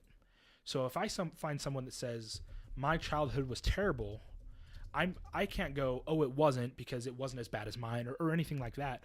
But rather, are they dealing with it? Are they able to deal with it? Are they able to grow from it, or is it going to crush them? And then you have a crossroads, because if they are going to be able to move forward, then you can say that it wasn't a terrible childhood. If it's something that they can't get over, they need help, they need understanding, then that's where we as fellow human beings, I think I don't want to say we have an obligation. I don't want to say we're forced to. I don't want to say we have a duty to it. But I will say that we ought to be there, and we ought to be understanding, because things affect people differently. You know, as a large example, we talked earlier about like sharing a room. Okay. And I felt that sharing a room is a good thing for a child. Now, I also think that as you get older, when people say I don't have enough space, and I say I think you're weak, well, the truth is I don't know how it's affecting them, and maybe it really is a massive deal to them. And so they could say I didn't have a good childhood or I had a terrible childhood because I had to share a room, and that's negatively impacting them on a day-to-day basis. You know, it's not for me to say, well, get over it, and things kind of, circumstances are kind of change that back and forth. But the thing is, I can't. It's kind of like when I would smack my little brother, and my mom would be like, "Hey, you're gonna get punished because you just hit your little brother," and I'm like, "It was only a tap," and she's like, "Well, does he feel it was only a tap?" And he's like, "No, you did freaking hurt," and I'm like, "Well, you're a liar. That's irrelevant." Because then you look at people's experiences and you go, okay, well, if that's impacting you negatively and you're not able to move past it, it's making you feel like there was a horrible childhood, then I think that the best way to deal with that is how you, or I guess the best way, let's see, how do I phrase this? Dealing with it is, and overcoming it is how you deal with it. Knowing that it's not going to change, and either it can break you or it can make you. And in the case of mine, there are things in my childhood which could have broken me, but I'm here now, and at one point I could have said, well, I had a terrible childhood, but then I overcame it. I feel like it made me a better person, and now I had a great childhood. And so I think to answer that question, I think it's not how do you heal from a terrible childhood, but how do you grow as a person till you can look back on that childhood and know that it made you who you are. Does that make sense? Sure. And yeah, because I don't think that there's this standard like, okay, did you have this happen to you? This? Okay, that was terrible childhood. Nope, good childhood. You have no idea how that's going to affect people. Because people take it differently. I mean, and I mean, take as a kid, disciplining your child. Each child has to be disciplined differently. There's no standard rule for disciplining your child because every child learns differently. Take me when I was a kid, getting spanked was no big deal. But if my dad said to me, "I'm disappointed in you," I would lose it. Like, just lose it. And I'd be like, I'd rather be spanked over and over and over than to have my dad hurt my hand. Than to have my dad disappointed in me. Iron butt Buckley, that's what he was. And I think when we're looking at people and people are learning to come to terms with things that have happened to them or things that they did or other stuff like that each situation is different. And, when my dad said that the world's not black and white, and he's right in that my if with me and the same person had experience A and experience B, I might have been able to handle that and move on to C, versus this person who couldn't handle A and couldn't handle B, but then I get to E and I'm upset and I can't handle it, and they get to E and it's no problem. It's different. One of the things that my dad taught me when I was younger, because I was butting heads with my younger brother quite a bit, and he said, "Why is it that it's okay for you to have weaknesses, but it's not okay for your brother?" And I was like, "Well, what do you mean?" He says, "You have your own weaknesses and your brother has his own weaknesses." He says, "But you harp on your brother because where he's weak, you're not. And so you feel superior to him. And that's wrong, because you have your own weaknesses in your own areas." And that was kind of an eye opener for me. And I think when working with other individuals, I think keeping that in mind is important, because just my weaknesses might not be your weaknesses, but it doesn't excuse me from the fact that I myself am weak in X areas for X reasons, and that we're all just kind of trying to work together on it. Yep. So I want to make a statement here. So Silly says, now I wonder how Jamie feels like listening to his kids say he had a bad childhood. Well, here's the thing. I look at it this way, Silly. Evan didn't have a bad childhood. He didn't. And here's the thing. I'm not making a judgment on Evan. Here's how I look at things. Evan is not done with his childhood yet. This has nothing to do with him now in this place of being a kid. That's irrelevant. I'm talking about the way that he grew up, his experiences. He is not done filtering through them. He's going to keep going through that for a good portion of his life, if not his entire life. And he will start seeing the older he gets, and as his own children grow up, he's going to start learning new perspectives to look upon his childhood, and he's going to start seeing more and more of all the advantages and all the opportunities and all the lessons that he's learned, and his childhood's going to get better and better and better. So I look at it and I sit here and I smile because I'm doing the same thing with mine. And so I look at it, and when you say, how do I feel about him saying that he had a bad childhood? I know the truth of personality, and I also know him well enough. He has an analytical mind. He gets a lot of that from me and his mom, but he gets a lot of that from me, and he learns from things. I don't sweat it. I actually don't hear that. I would just smile and say, but you'll get it.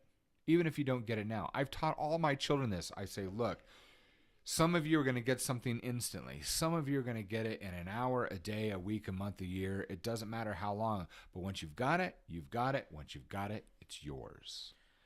And he'll figure that out. I think the best way to describe it is, I don't know how many of you guys watched Disney movies when you were younger. But you watch Disney movies and you enjoy it, right? As a kid, you enjoyed it. You get older and you go back to the same Disney movies and you realize there are a lot of adult jokes in those Disney movies, and all of a sudden you like the movie again, but for different reasons, and all of a sudden you have a new appreciation for the story. I hate Disney because I love Disney. I think the childhood is kind of like that. You enjoy some things as a child and you have these memories, and then you get older and you look back and new things are apparent to you. Things start to make sense that you didn't understand as a child, but you have the memories now, or you have the knowledge now, and you combine it with the memories when you're younger, and all of a sudden you understand more and you learn more. And I think that's part of growth. That's part of kind of learning and figuring those things out. And that's kind of how I look at it. I have an article, Silly, that I wrote that says, "Why is Disney ruining my childhood?" It was on my blog. It got a lot of reads, and it's just because it's. Once Disney became political, once Walt died and they went corporate, they crapped on their own heads. It's whatever. Anyway, I don't think that Disney is what it was meant to be anymore. So there's good, there's bad. Just my personal opinion. It's just a personal thing. I think it's mostly bad. That's it. So they're just a money grubbing corporation again, and they go and instead of creating new things like they bought Marvel, and to be political and to do a wider, to throw out a wider net to get more readers and all that, they're screwing up all the comic book characters that I grew up with and that I loved. They're ruining the storylines. They literally is warping my childhood memories by screwing with the characters that they ought not to mess with. That's just my opinion. There's no facts to that. That's my response to them tweaking things. And there's lots of stuff I don't show my kids because I think it's just crap now. So it's all about money. It's how much money can we extract from you and your kids to market to your kids, to get them to whine and rag and moan so that you'll, buy them whatever or see whatever. It just makes me want to vomit. So, nope, I don't like Disney. Do I watch Disney films? All the time. Do I do things with my kids and they like that? All the time. So, anyway. Yeah, I'm not gonna comment on that. Anyway, yeah, everyone's different. We're out of time. Whatever. For the podcast today. Thank you guys for hanging Wish out we with had us. done the publishing and the SEO and the Tomorrow. pay to play. Tomorrow. Bugger. That's what I was on. That's what I was completely wired about today. We didn't even touch what I was wired about. You know what? Now, because we didn't do it on the podcast, you're going to have to listen to me for the rest of the day alone and then hear it tomorrow. Okay. We'll refine All our right. thoughts. We'll refine the thoughts. Anyway, Okay.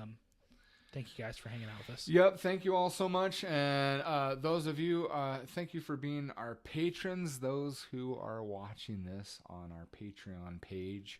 And we thank you so much for your support. And we look forward to bringing you more awesomeness and goodies, and make sure that you're also listening to our regular podcast, which is audio only. And it's just Evan and I and having a hoot of a time. So, but we're looking forward to tomorrow, which will end our wonderful full week of our live Twitch show. And so you guys are awesome, and we will see you tomorrow.